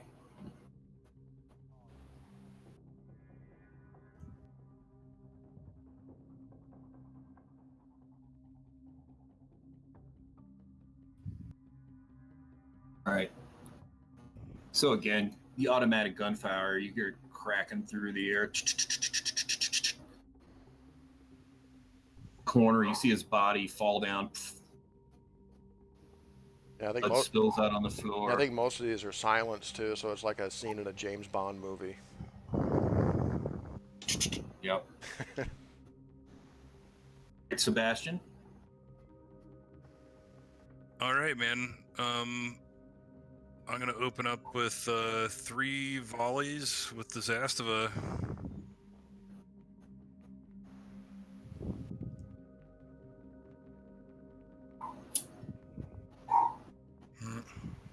That guy poked his head around the wrong corner. Yeah, he's wide open now. No penalty, right? Is, dude. He's right under you. Fuck that guy. See Sebastian tilt the gun down. It's a hard success. How many volleys are you doing, Kyle? 3. All right, those 3 volleys of 8. So that's 4 bullets would hit. 4. So that's 8d6 plus 12 or 16. 12. 16. Yeah, 8d6 plus. Those are some meaty rounds. I think 2d6 plus 4, that's like a 30-odd 6. Not mistaken. It is.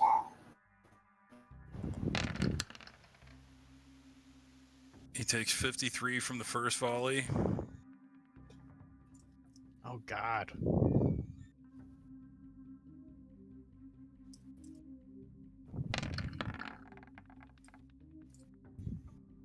You're gonna have a penalty die on this one.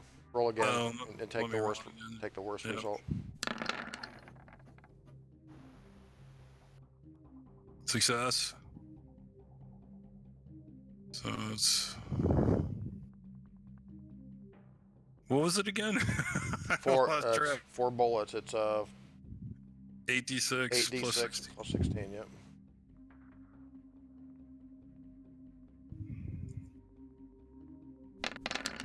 This guy's gonna evaporate, man. He's just gonna be red mist. Hold your fire. Hold your fire. Room's all full of smoke. All right, I don't make the last one, but he took. 104. That's a lot of damage.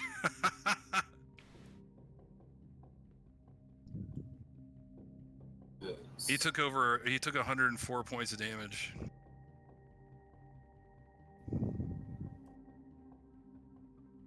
Literally cut him in half. A ragdoll. You literally cut him in half. Apart. Great, yeah. His body, the top half falls, and his legs walk forward while a geyser of blood shoots out from him. Wait. All right, gentlemen. Let's take a little bathroom break. I need to go. All right. The dog for a minute, and then we'll get back to. Then it'll be their turn. All right. Cool. Actually, be Juliet's turn, I think. That's right. Yeah, Juliet's got a chance to go, and then we'll do them. All right. Perfect. All right. All Be guys. right back. Be back in just a couple. Sounds good.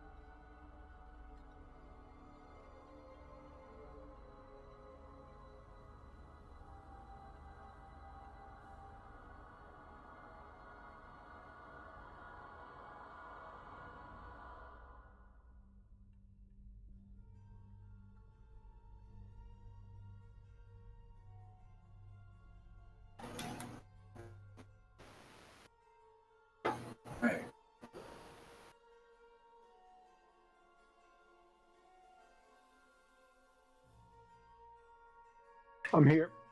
All right, sweet. So how's your work been here? You been staying pretty busy?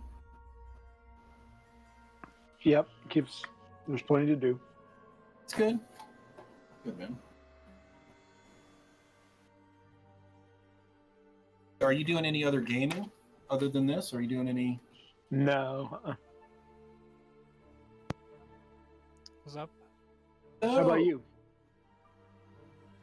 I was doing a little torchbearer, and Do you like that? pretty interesting. It's so different. The gameplay is so different than your game, I guess you could say, even though there's dice in it. Yeah, it's very interesting. It's incredibly difficult and very brutal, though. Mm. It's meant to kind of simulate what basic D&D was back in the day, where all you have starting out is The just loincloth and a stick. right. It's a game Yes. about kind of like dungeon, Seriously. like dungeon Okay. survival. It's like a dungeon survival simulator, kind of. It's cool, man. It's the gameplay is. I didn't know if I would like it because it's so different, but actually, I really enjoy it. I mean, it's definitely an interesting change. And Are you guys Get still in- playing that? chance we've been so busy. Yeah, we haven't played it in a while, but It was definitely enjoyable. It's an interesting kind of switch up, yeah, there's a bit of a learning curve to the rules and just kind of a different concept, because the game forces you to make hard decisions, kind of in a way that forces role playing and describing your actions and things like that. Also a lot of counterintuitive stuff you can do. Really like tell something on purpose, or there's interesting. It's Yeah, the game encourages failure in some ways. Actually, Yeah, for it's- character progression, you have to fail, to get better at things, kind of a thing. yeah, it's interesting. Brutal, but if anything you get as far as any kind of gains, it's you feel really good about it. Yeah, that's right. Makes you feel you get a sense of accomplishment if you. Really do. Well, but yeah, we'll All right, probably Juliet, play it so- again sometime. I'll let you guys know if we do. All right, Juliet. Here, man. Yeah, what is Juliet doing? As you move up here, man, you pass this window, you can see this guy here. All right. Well, I want to kind of sneak up, kind of to the. I'm going to slow down and just like really look here. I'm going to try to get up to the corner up here and take a look at the other side of the building. I just want to see if any of these goons are standing out here, like any like getaway drivers or anything like that. I don't see anybody like that now. There's 2 cars sitting out here. Car. Oh.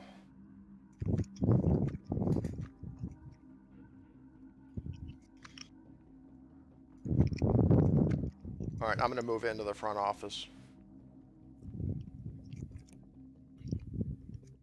Okay. Do that unnoticed, and I'm sure you are. Stealthily. Yeah, just use your stealthy skill, All right, you want me to roll? please.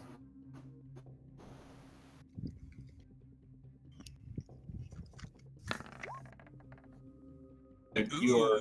You are check that. You are incredibly stealthy, man. They have no clue. I'm moving like a cat, dude. I'm gonna reach before I'm gonna go to this. Does this door down here go out into the clothing intake area here? But this wall's basically gone. Okay. And this it's blown up, man. This whole area is just shredded. You have a clear line of sight to both of these guys. They haven't seen you. All right. I'm going to throw a frag grenade right there. Awesome. Okay. I've got a 60 throw. Oh, God. Well, not quite a fumble. Dude, use all your luck points. That's the answer. 30, to that. 30, That's the 35, answer. That's the 35 answer luck to points, everything. I think it's worth it because the grenade going in the wrong direction is not good.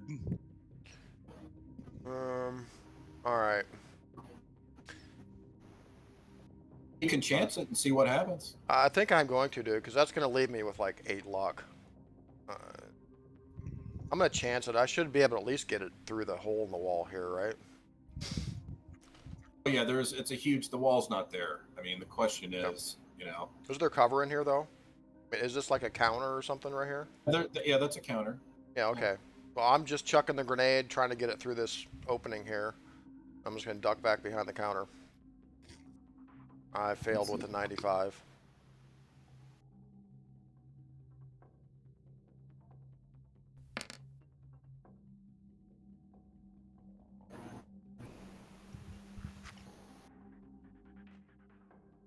But you throw it, and somehow the grenade ends up here.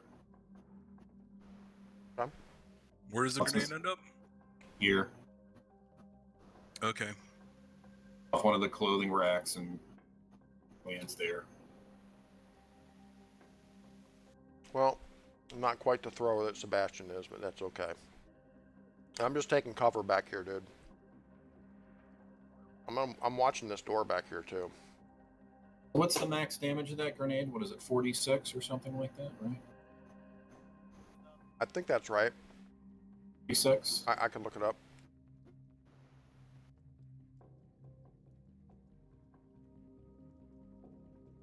That's right. Frag.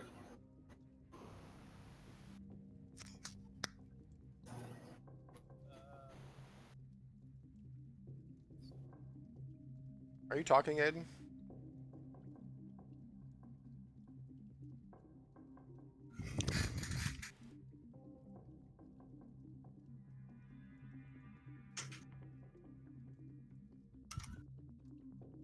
Yeah, I never wrote the damages down for these nades when we first got them.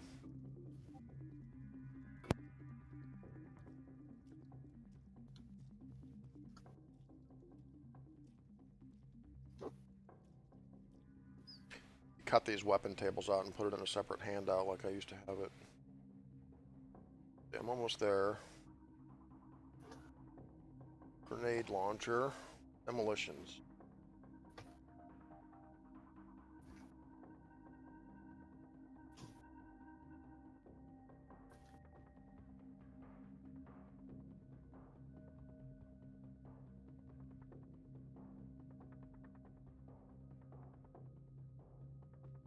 Yeah, it's 4d6. I'm looking at it sideways. It's You're looking at it sideways. Would you yeah. fall over or something? No, the tables are just like sideways in Lee's PDF Oh, here. okay. I'm gonna cut them out and where was it again?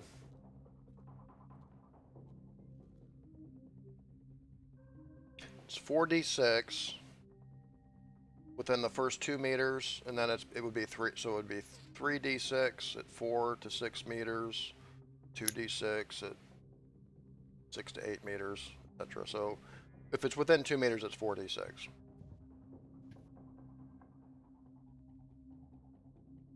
Roll your damage. Okay.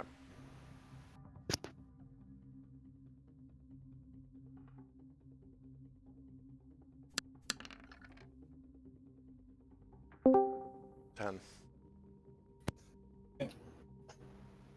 Hey guys, what I miss? Hey, what's up, Stuart? You used your Mac 10 to heavy success and just killed somebody a couple, Yeah, maybe 1 round ago. We're in a firefight Yes. at Chang's Laundry with a bunch of mobsters, it looks like. Oh yeah, I joined just in time. They want their book back, apparently. Oh, they're not gonna get it. We've been killing them. With extreme efficiency. Exactly. It's true. That's everybody's turn. You did take a little damage though, Jeff. That's cool. Yeah, It's like, they have a grenade for- launcher. One of them. Yeah, the M20 grenade made it to the window, so. But you took just 4 points. So. I mean, I have body armor too, so I probably. Yeah, that's why you just took 4 points, because you would have taken 8. Excellent. So, let's see, 1, 2, 3. Oh, there we go.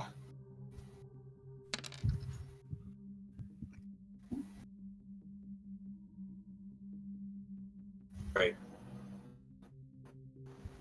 Once again, you see this guy come up from around the table there, and he shoots a grenade This into guy? this general area. Okay, no. That guy. Yeah. Moves over a little bit and he shoots a grenade. Right in that area, right at the door.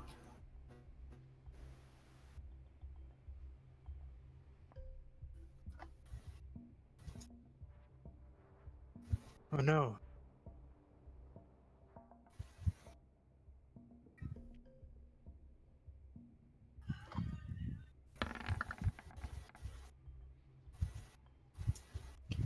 He misses. Missed. The grenade hits over like here. Boom! It explodes. Right here, Anthony is going to. Where he shoots at.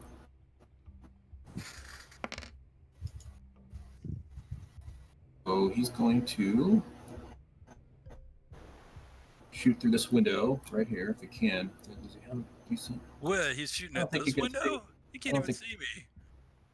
So he's going to be shooting at Jeff then. Let's see. Because I would have been shooting at his ass to start with. If Yeah, I know. Looks like it's time to use that old nimble skill.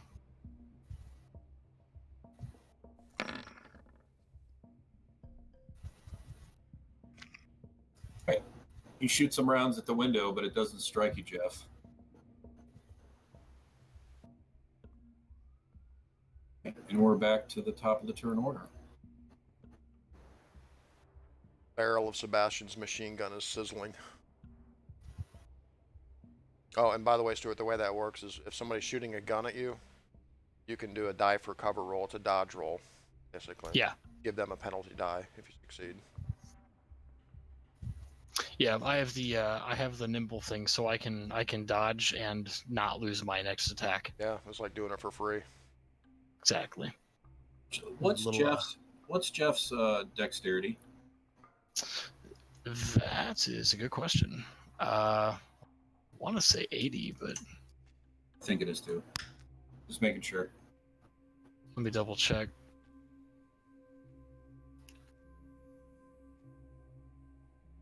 Is he in the 80 Dex Club? Yes, he is in the 80 Dex Club. Okay.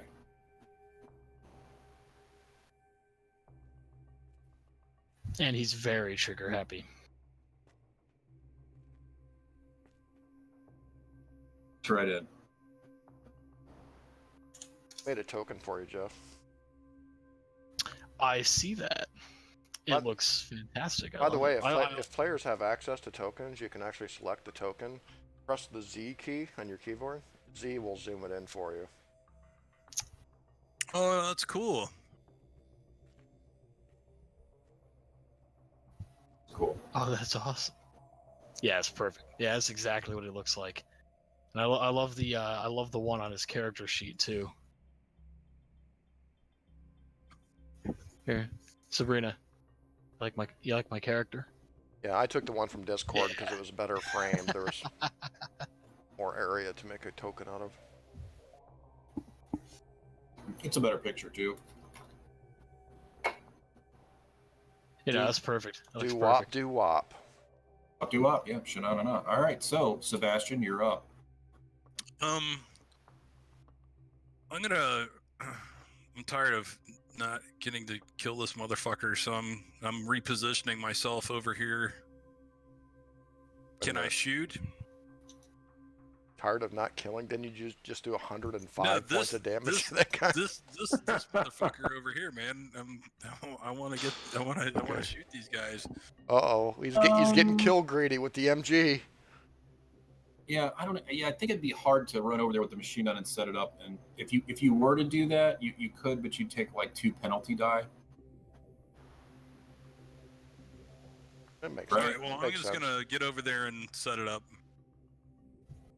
Yeah, it is a light machine gun. You're having to move it and set it. You could shoot it if you wanted, but it would be like you'd run over there, basically set it down, and start spraying and praying. Hip fire. Yeah, I'm just like va te faire foutra, which loosely translates as "fuck you." It was great. He's Okay. screaming, "Beautiful, beautiful, fuck you!"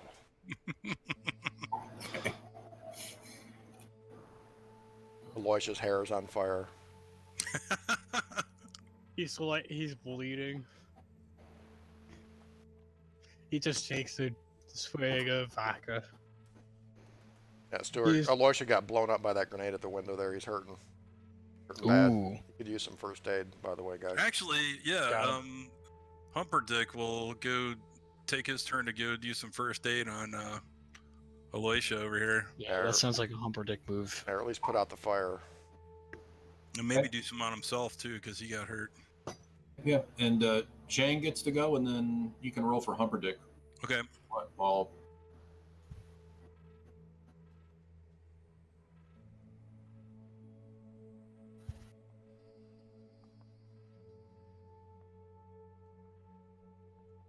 hey, Chang. I'm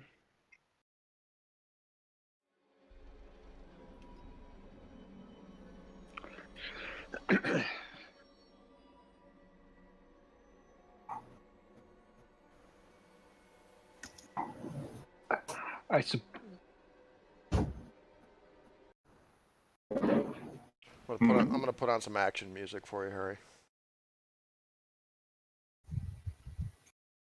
Just not sure what he should do. I'm I not just don't sure think either. this is quite a fight made for him right now, so I think he's going to continue to hunker down where he's at.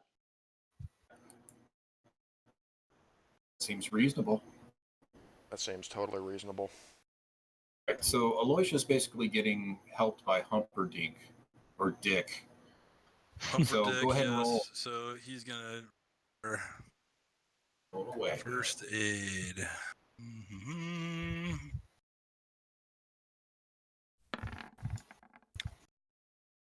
Oh, sorry, I rolled as Sebastian. Let me do this the right way. Apologies.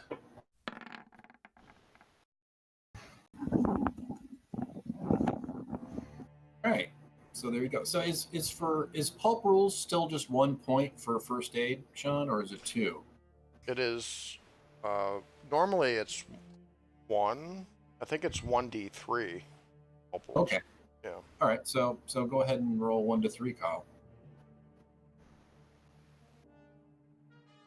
Ah, sorry, I switched over again, but we'll just keep that roll. Okay. Yeah. So you heal 3, Aloysia. Yay! Humperdinck actually doesn't put his finger in your wound.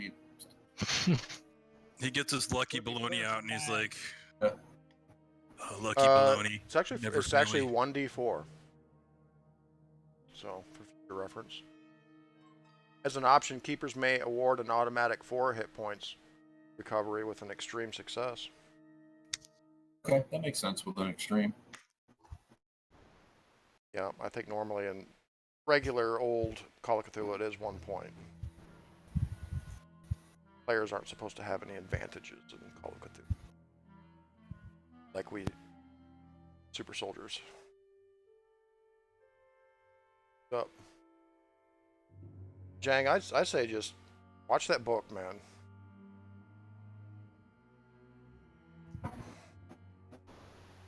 Next to the door. Yeah.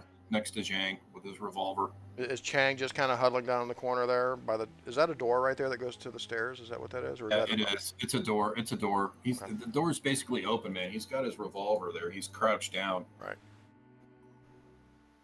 for someone to try to come up the stairs so he can blow their head off. Perfect. There's Aloysia up. He's getting healed. And Humperdick. He already went, so it's Jeff. Humperdick did the healing. Dude, shoot that motherfucker over there. I think he shot 2 bursts from the Yeah. MAC-10 of 8 rounds each. MAC-10 hold 30. Or he could just pull his pistol and shoot it 3 times because he doesn't have that negative. That's right. That is pretty boss. He could just whip out his power and rip off 3 rounds. Boom, boom, boom. You know, That option. is pretty nice, yeah. Sure. Yeah, or he could empty what's left in his Mac. I don't, what was it? He shot 2, so that was what, 16 rounds. So he'd have 4 rounds left. Is that right? He's got 2 more volleys. Of 4 8. volleys. Okay. Okay. All right. So Jeff, it's up to you. Roughly. You can either use your Mac 10 and empty it if you want, or you can use your pistol. Let's see. Get my bearings here. Okay, so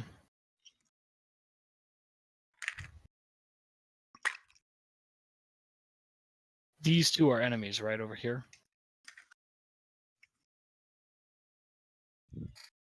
Yes. Yes. Yep.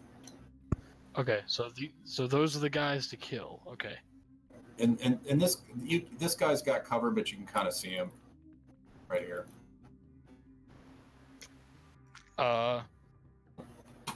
Jeff knows no fear. He's gonna unload. Okay, so he's shooting 2 volleys with his Mac. Yeah. I mean, he's got 2 max. He can use both. I mean, He's got one in his hand. That's he's got 1 out right now. Okay. yeah. And I think 2 volleys, Sean, which would be what, 8?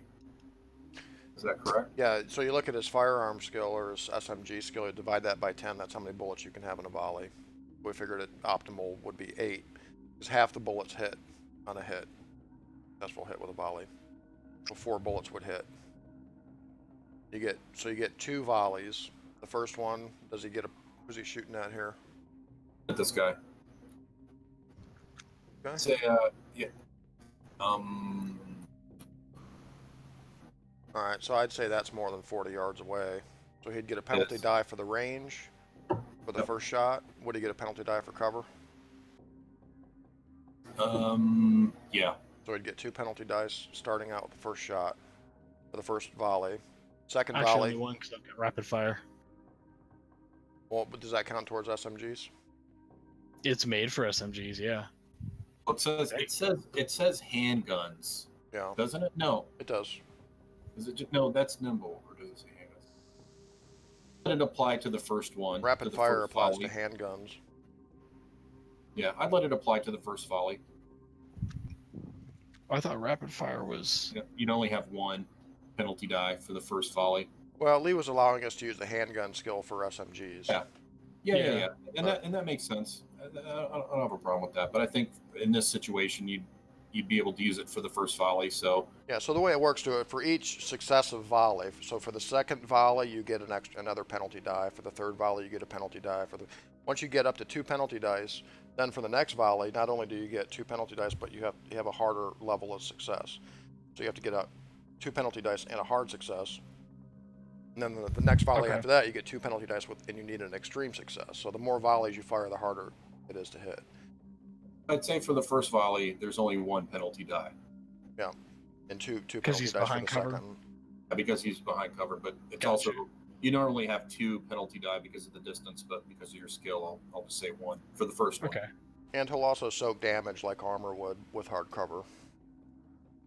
Variable amount of damage. But that hasn't been helping them so much. No, not with the massive amount of. We're raining bullets on these guys. So just click the gray button, Stuart, next to Okay. SMG. We're gonna look at -1 for 1 penalty die, right? You hit. That's a success. Nice. 40-10. So 4 bullets hit. Half the number of the bullets in the volley, so it's 4d. 4d10 plus 8. Each bullet does 1d10 plus 2.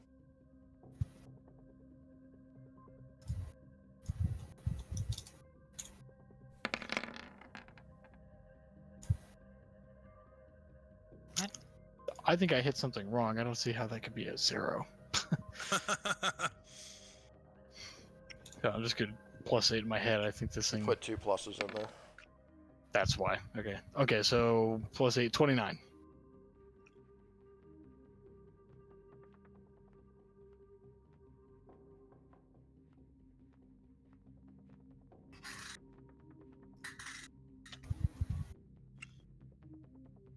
Eat lead, Ravolati.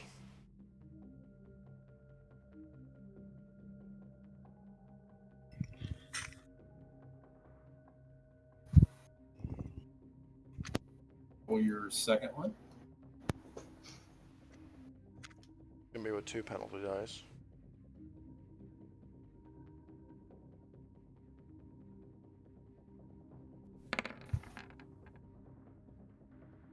Oh, my bad. Sorry, that was the wrong thing. Alright, we'll take that damage if you hit. Here we go. Hold on. There we go. -2, 2 penalty. That says success. Oh man, you hit again. So 23 plus 8, so 31.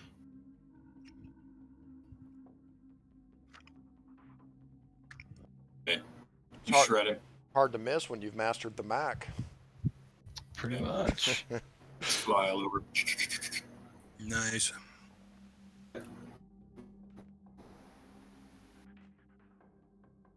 Good. Just another day for old Jeff. Yeah, Jeff is smirking. He likes the blood.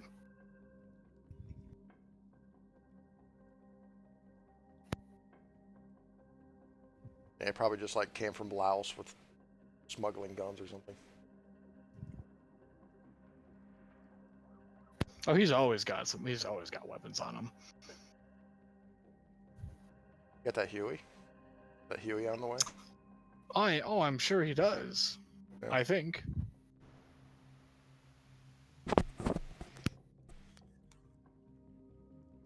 Like to have one. Sebastian said something about money was no problem, so Hey, I've got all the contacts we need. If money's no issue, then neither is anything else. Juliet, what are you gonna do? Right. The rest of the party. Initiative. Here's what I'm gonna do. I'm gonna move out. I'm gonna stick my head out the front door here. Look around. Anybody out there? No? You don't see anyone. You still see people walking around outside of the field. All right. I'm gonna head Yes. over. I'm gonna head over to one of the Lincolns and hop in the driver's seat. I'm gonna rifle around in the glove box, look in the back seat, under the seats, looking for anything. So there's not really too much in the glove box. If you pop the trunk, Mhm. 5 or 6 jerry cans of gas. All right. All right. Noted. I'm gonna check the other Lincoln as well.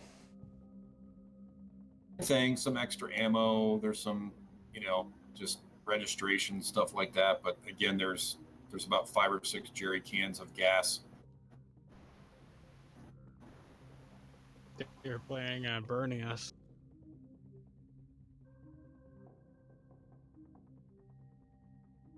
All right. Seems so. All right. That's my turn. That's all I'm doing. Just searching the cars.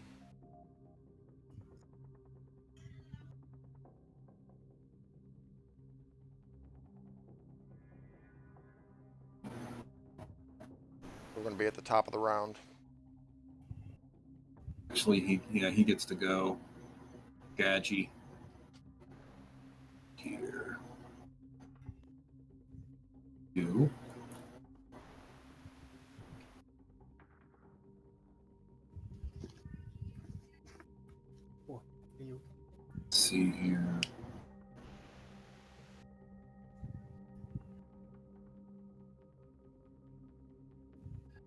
Just gonna fire another grenade.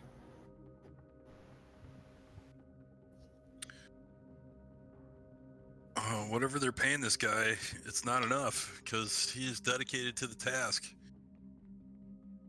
I'd say.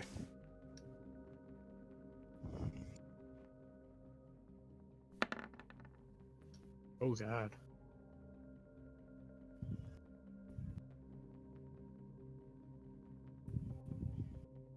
That's bad.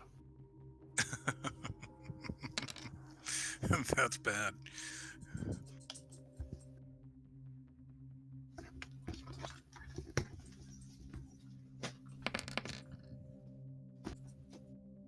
Right? Yeah. Oh yeah, you rolled 4s. You guys are so lucky. All right, so he shoots a grenade into this window. It explodes. Boom! Give you some cover points there. So it's 6 points of damage to Jeff and Sebastian. Okay, so less So my body body- armor. Yeah. So we're saying body armor absorbs 4. If you guys just have the regular soft kind on, you don't have the giant, huge military shit on. I think I've got military shit. If I remember correctly. Yeah, he's dressed like a Marshmallow Man. looks like a RoboCop. Pretty much. I've got the soft stuff on. Sebastian's still likes to look a little stylish, even when he's defending himself. Of course. Corinthian leather. As is shown Yeah, by... exactly. Right.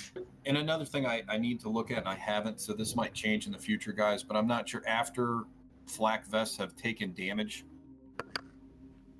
continue to take damage. Yeah, that You know what I makes mean? sense. Or are Yeah. they Or they reduced? shredded. Or maybe just reduced, right? Like maybe after the first hit, they only can absorb half. Yeah. But right now, I won't do that. But I'll look into that and make sure that we do something that's probably a little more fair.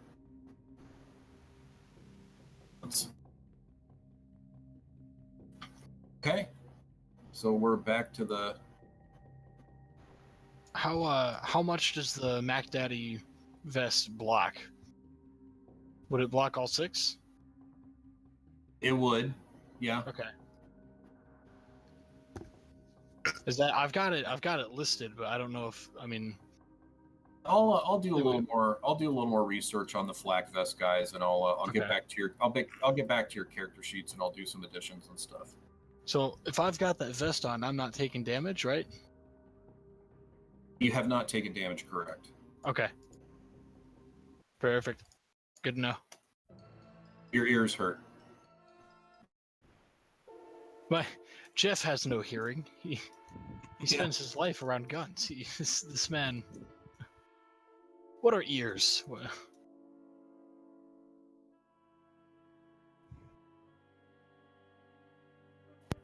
So it's Humperdick's turn. He will do first aid on himself. Okay. Sorry, I still have it queued up as Sebastian, but Okay. that'll work, right? Yeah, you can use that. Roll the 1 to 3.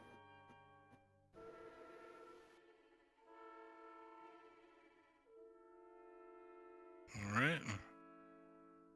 Lucky 13 hit points now. But the bleeding has stopped. Don't jinx yourself. See, you see Chang and over. This thing is loud. A large bore revolver.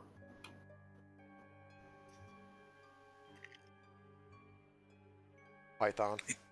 Something like that, exactly. He's like a Chinese Dirty Harry. But at the moment, You're lucky, punk. your fortune is bad.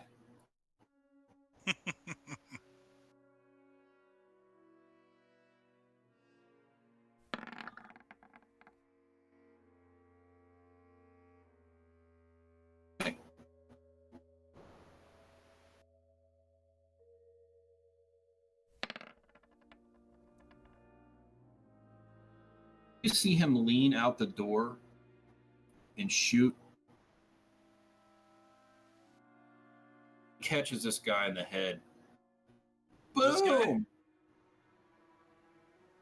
All right. Chang, you animal. Shoots him right in the noggin, man. His brains splatter all over every place.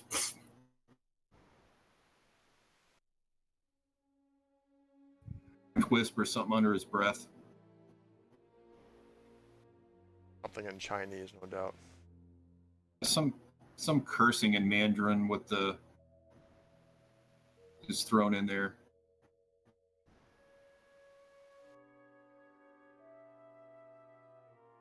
Excellent.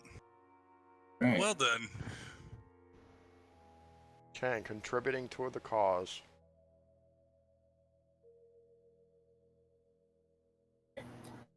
So Juliet, what are you doing?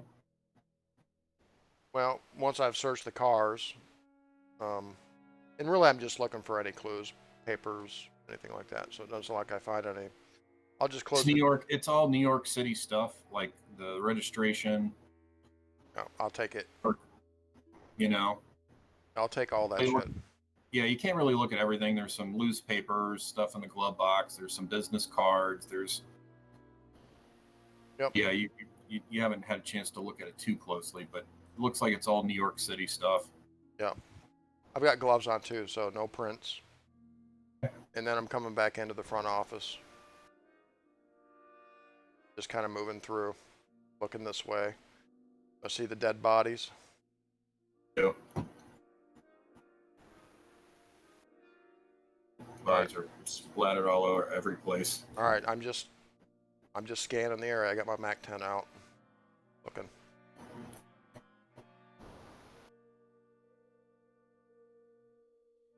So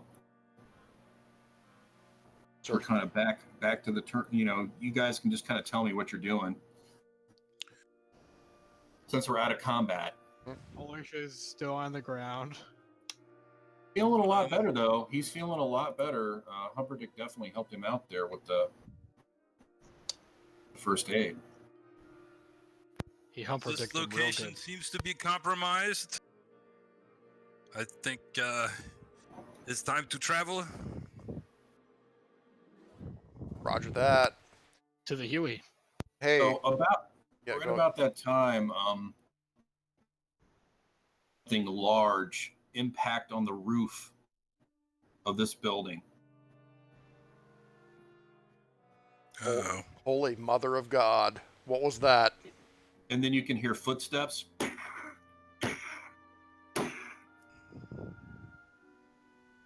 And Chang is like, to the basement! To the basement! He screams, to the basement!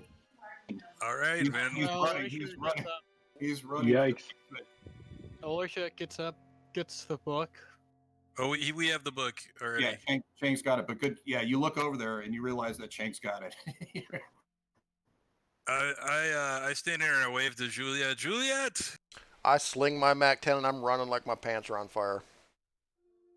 It's basically, you know, you guys are basically running towards the. You get down here. You can still hear something on the roof. I'm looking. All right, so you guys basically get running down the stairs there, crazily, and tear through the roof. Yeah, let me get the appropriate picture for it. I scream.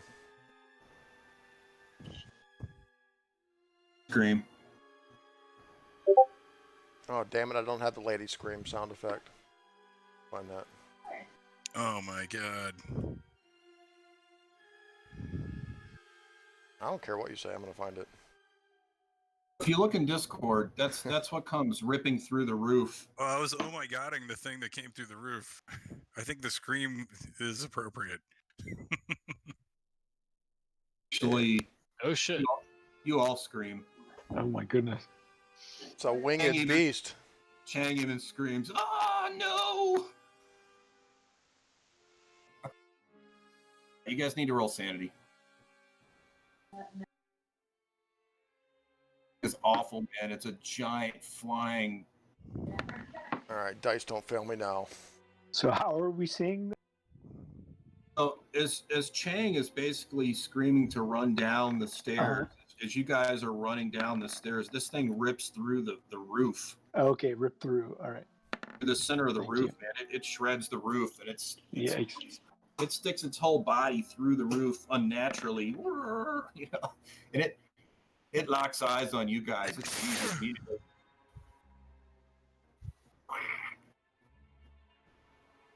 That's horrible too. Bless you. I think something's up with my sanity. I don't think it's supposed to be 99. Yeah, they changed the character sheet. I'll try to fix it for you here. I mean, I'll take a 99, but It's, the middle box is your Doesn't seem current, right. Stuart. I'm gonna put I mean- it should be 75. okay. But whatever you roll this, what you know, if you succeeded, even if it's you know what I mean. Yeah, you needed a 75 or under on your roll. Made mine. Looks like everybody made it. Right? Actually, Stuart, you would have missed it. You rolled a 79. Oh, If I'm looking I at it pushed right. that. Yeah, it was a sanity roll. You rolled 79. Can you use luck on sanity? No.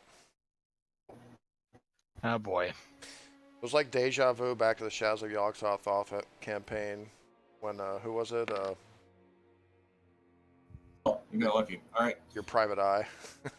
Oh yes, yes.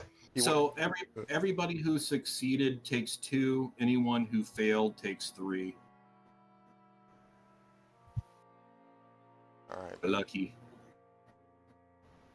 Apparently, you've seen a lot of horrible stuff. Just hasn't sunken in yet. Yeah, so you guys go ahead and move yourselves over here to the. Hey, so if Like, the middle one is our current, what's the one on the left? It's been the topic of discussion. Yeah, it is. We don't know. It's the threshold. It's 20% less than Yeah. Okay. Yeah. If your you lose- current or your starting if your current's. It's either starting or current. I'm not sure. But if you lose 20% of your sanity in 24 hours, you go indefinitely insane. That number kind Got of it. represents what you would have to go down to in a short period of time. Right. Got you. Okay. Remember, if you lose 5 or more, you have a bout of madness, and you get 5 Cthulhu Mythos on your first bout of insanity. Got you. So as you guys go tearing down these stairs, you're running, not really even looking back now, man. You're absolutely terrified. You I'm run down screaming. these stairs. Yeah, everybody's screaming.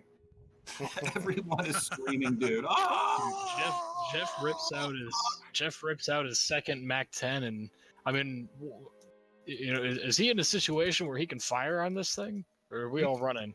Oh, No, you could dude. you could stop and wait and see, you know. But Jeff Oh, hesitates. man. Jeff, you've only I been think, here for like 1 or 2 episodes. I mean, I really would hate to lose you this soon. Jeff's not ready to die quite yet. He's gonna keep running, but he is gonna whip out his second Mac 10 because if he gets a chance to bayonet this thing, he's gonna stick it with both. you guys run into the room, and you turn, and Chang is slamming the door, and you can see this thing is like right there, as he slams the door. It's this heavy door. Beat on the door. The door starts to bend in to the back, and he whips it open, and there's this chest, this big chest, and he flips open the top. Jump through the chest. The the chest. Go through the chest. He's like, go through the chest. I'd He's go gotta through. Climb in. I climb Yeah, into the chest. Jeff asks no questions. He nosedives into the chest. You I see him follow into the chest. as he's basically pushing everyone into the chest. He's like, go into the chest. You see him pull out from the side this bundle of dynamite. I hold my hand out and I say, Chang, the book! Throws the book at you. And I go through the chest. All right. So you guys enter this chest, and whoever the first person is of another chest, and you open it up, It opens into this large, well-lit room.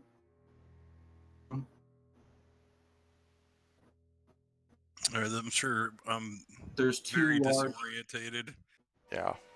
wooden doors. You guys basically all come through. You're all going to take 1 point of sanity. All right. We lose another point of sanity. That was Everybody. weird. Yeah. That makes sense. The last person who comes through is Chang. As he comes through, he like slams the lid down. You hear this like distant and a little smoke comes up from the chest. Damn, what is this thing? And Chang collapses on the ground. Ugh. Yeah, I break out into tears. I'm sobbing. What was that thing? Jeff's got a death grip on his guns, and he's like, his eyes are wide with a mix of fear and rage. He doesn't know what just came after them, but he wants to kill it. He doesn't like it. Did you see its eyes? I'll try to comfort Juliet, but I'm looking for comfort as much myself.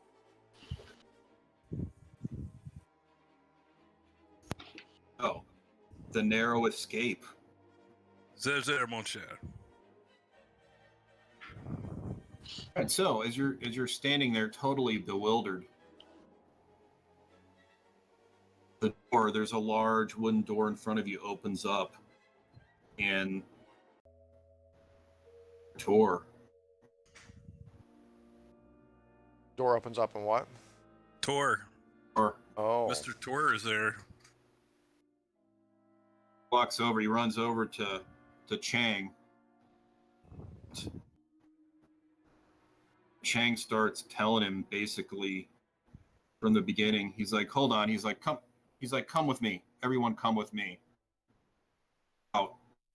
Juliet hands the book to Sebastian and gets up, wiping her eyes. The door opens up into this large courtyard. You can hear the ocean. Large patio area. It's this big, huge veranda. It's a beautiful. It's like a villa. Some ocean. You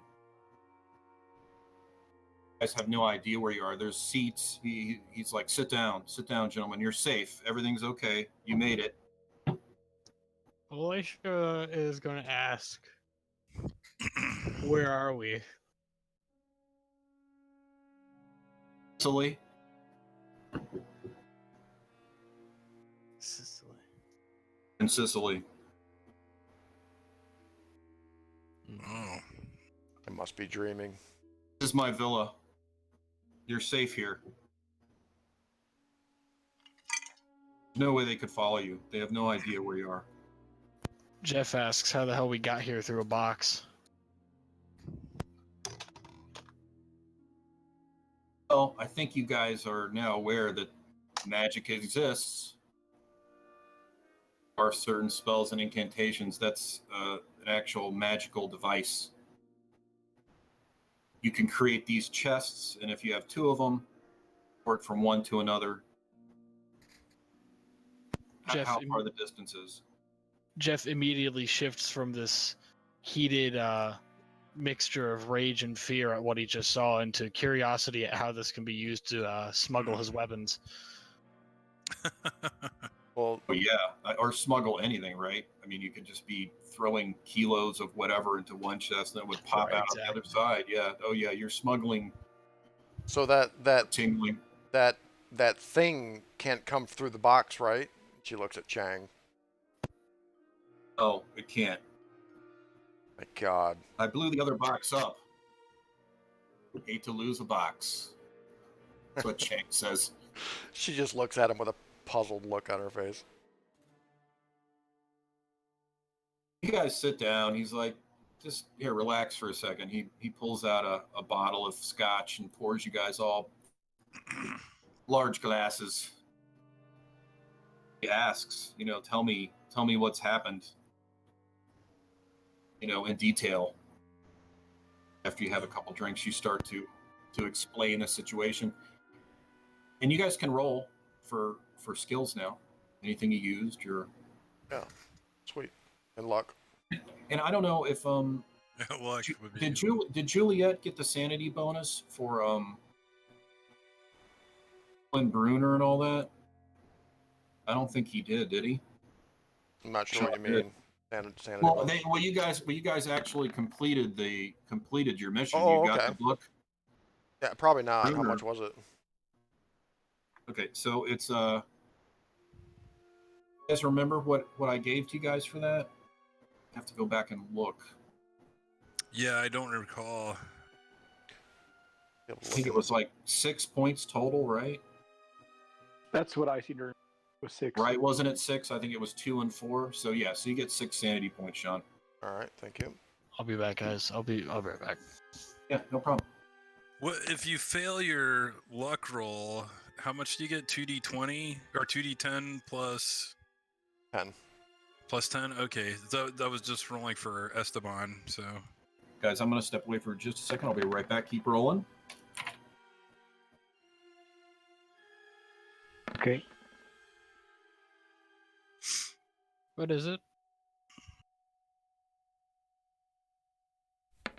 If you fail.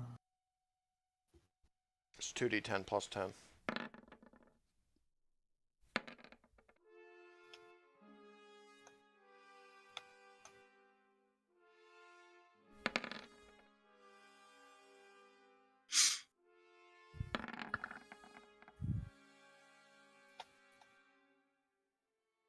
okay, 73. Oh wait.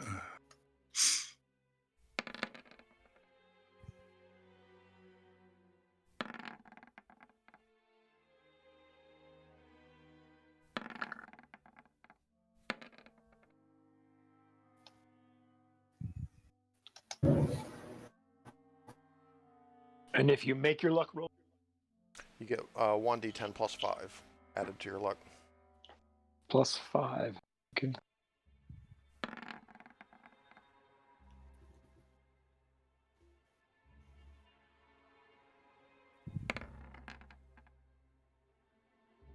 Wish I would have made my Yes. throw roll. Thanks, Yeah, Ed. that would have been nice. How much is it? Is it 1d10? 1d10 for skills.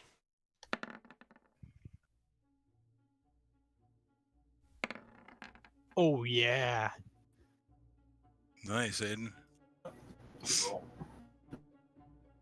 As you're relaying the tale, once you get to the part where you're talking about the combat you guys just had, Yep. characters were associated with, his demeanor changes significantly. You see him Well, you mentioned the people who called on the.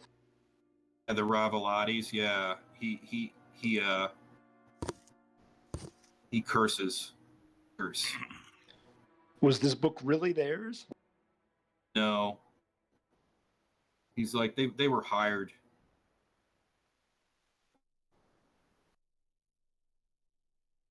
Like the Ravalatis are Camorra Mora. mafia. Yeah, they're mafia.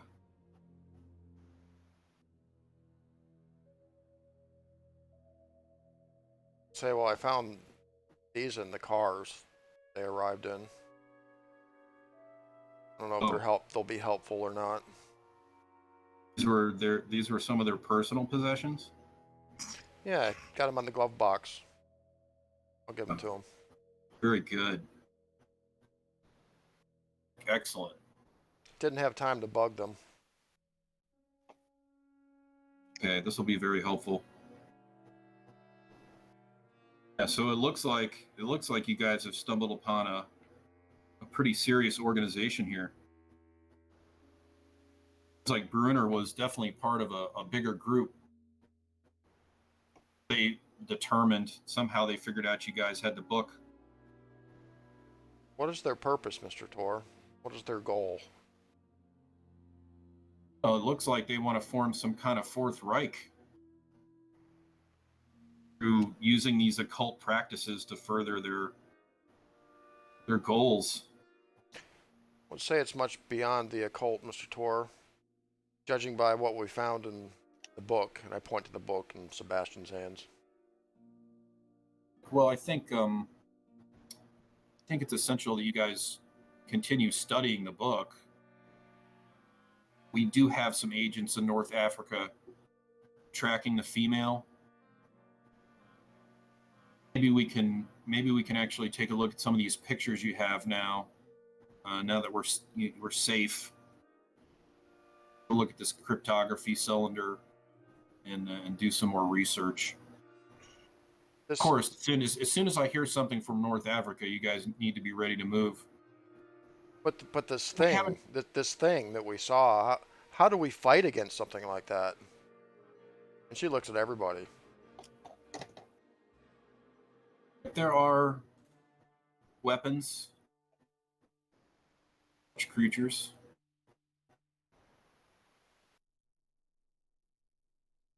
If we have enough time, I can probably. Are any of you guys proficient with hand weapons?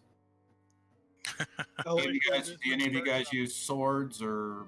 Aloysia perks up and raises his hand. Yes, Chang is Well, yes, proficient with a bow staff. Of course, Mr. Tor. I mean, I can kill a man with my pinky finger, but we're not talking about men. Oh. So yeah, I can. If we have enough time, I may be able to take anybody's, hand-to-hand weapons, any kind of melee. I might be able to, let's say, bless them. I hand over my sap. Aloysia regretfully gives him his sword. I get it. So all this talk of magic, these are magical creatures. They are. So they fight magic with magic. Yeah, and to some degree, well, these creatures are alien. Of them even extraterrestrial. You mean like Martians? They're dimensional. Yeah, not Martians, but yeah. Not of this earth. Exactly. Not of this universe. Juliet just screws up her face like it's must be crazy talk. Sebastian's just finishing polishing off that large drink he got. She's still not sure if she's dreaming, I guess. That's a little much to take in. I mean, it went from just fighting these thugs, to this thing. The Jabberwocky crashing through the ceiling. Yeah, I mean, that's just, that doesn't happen. Yeah, somehow. Does he have a name for that thing? As you describe it, I believe that is a hunting horror. It's a beast that's often used by magicians, to hunt down their enemies. Oh, God. Juliet goes flush and just kind of plops down on the sofa, takes Sebastian's drink and guzzles it down. You have nothing to worry about here. At that time, a woman comes in. He's in a suit. He leans over.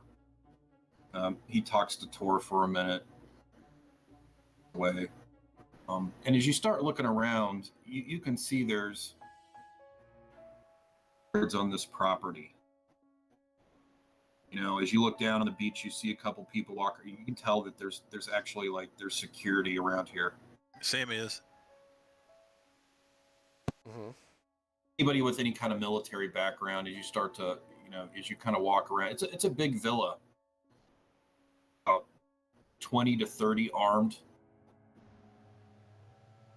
grounds. Did you say 20 or 30? Yeah, about 20 to 30. It's hard to tell. You're just, as you look around, you're looking, oh, there's some on the roof, there's some up front, there's a couple guys, engine of armed guys here working for Tor. Guys, this isn't a villa. This is a fortress. He said we'd be safe here. All Italians. Or they look Italian.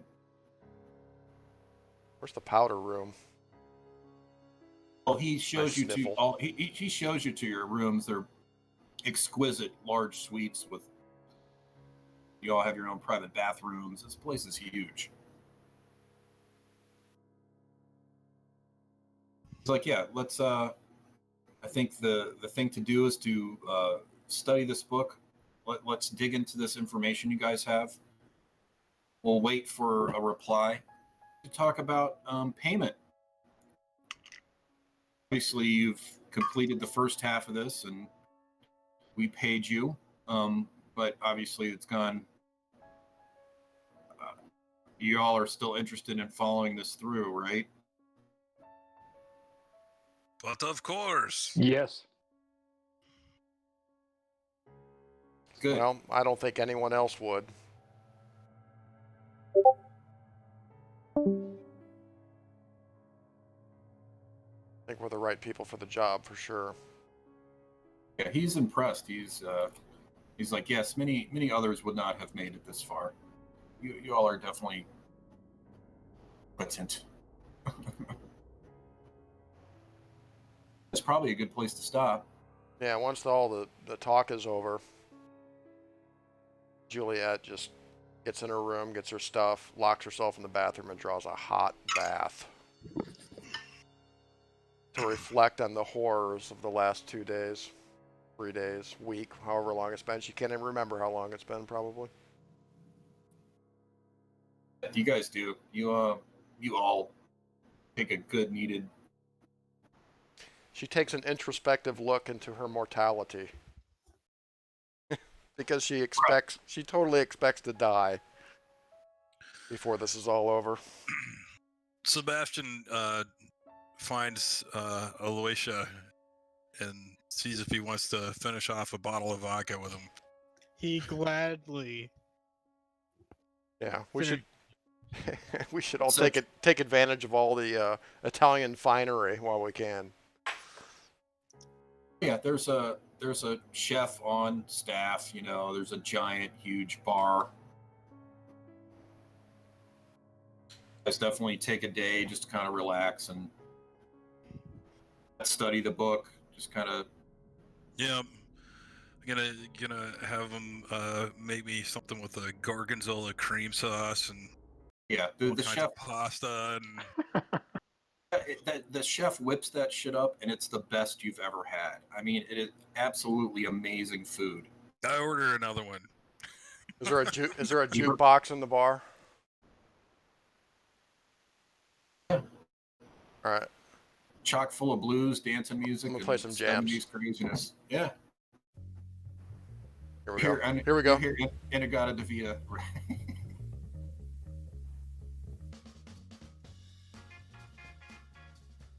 Yeah, that's All right. perfect, dude. That'll lighten the mood.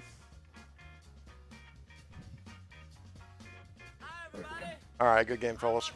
Yeah, awesome. Yeah, GG. Nice work, So all. we'll see. Well, Good job, Lee. that takes you guys. Mhm. Will it be to North Africa or somewhere else? I don't know. This is getting pretty crazy. Might be worth the time just to really focus on this book and see if, because the idea I think really is just to fight magic with magic. That's what I'm thinking. Yeah, I mean, we run into any more of these things without a magical component, we're gonna die fast. Yeah, the overarching goal is to not run into anything else like that. I'd say. Well, Tor says, you know, we have other volumes, we have other tomes. I do have some other spells Yeah. that I could possibly teach you as well. We need to find out what's in this particular book. That is an excellent idea. Right? We'll because this is, I've never seen this copy of this tome. The original French. I mean, this is an incredibly rare volume. And the additional information is very interesting too.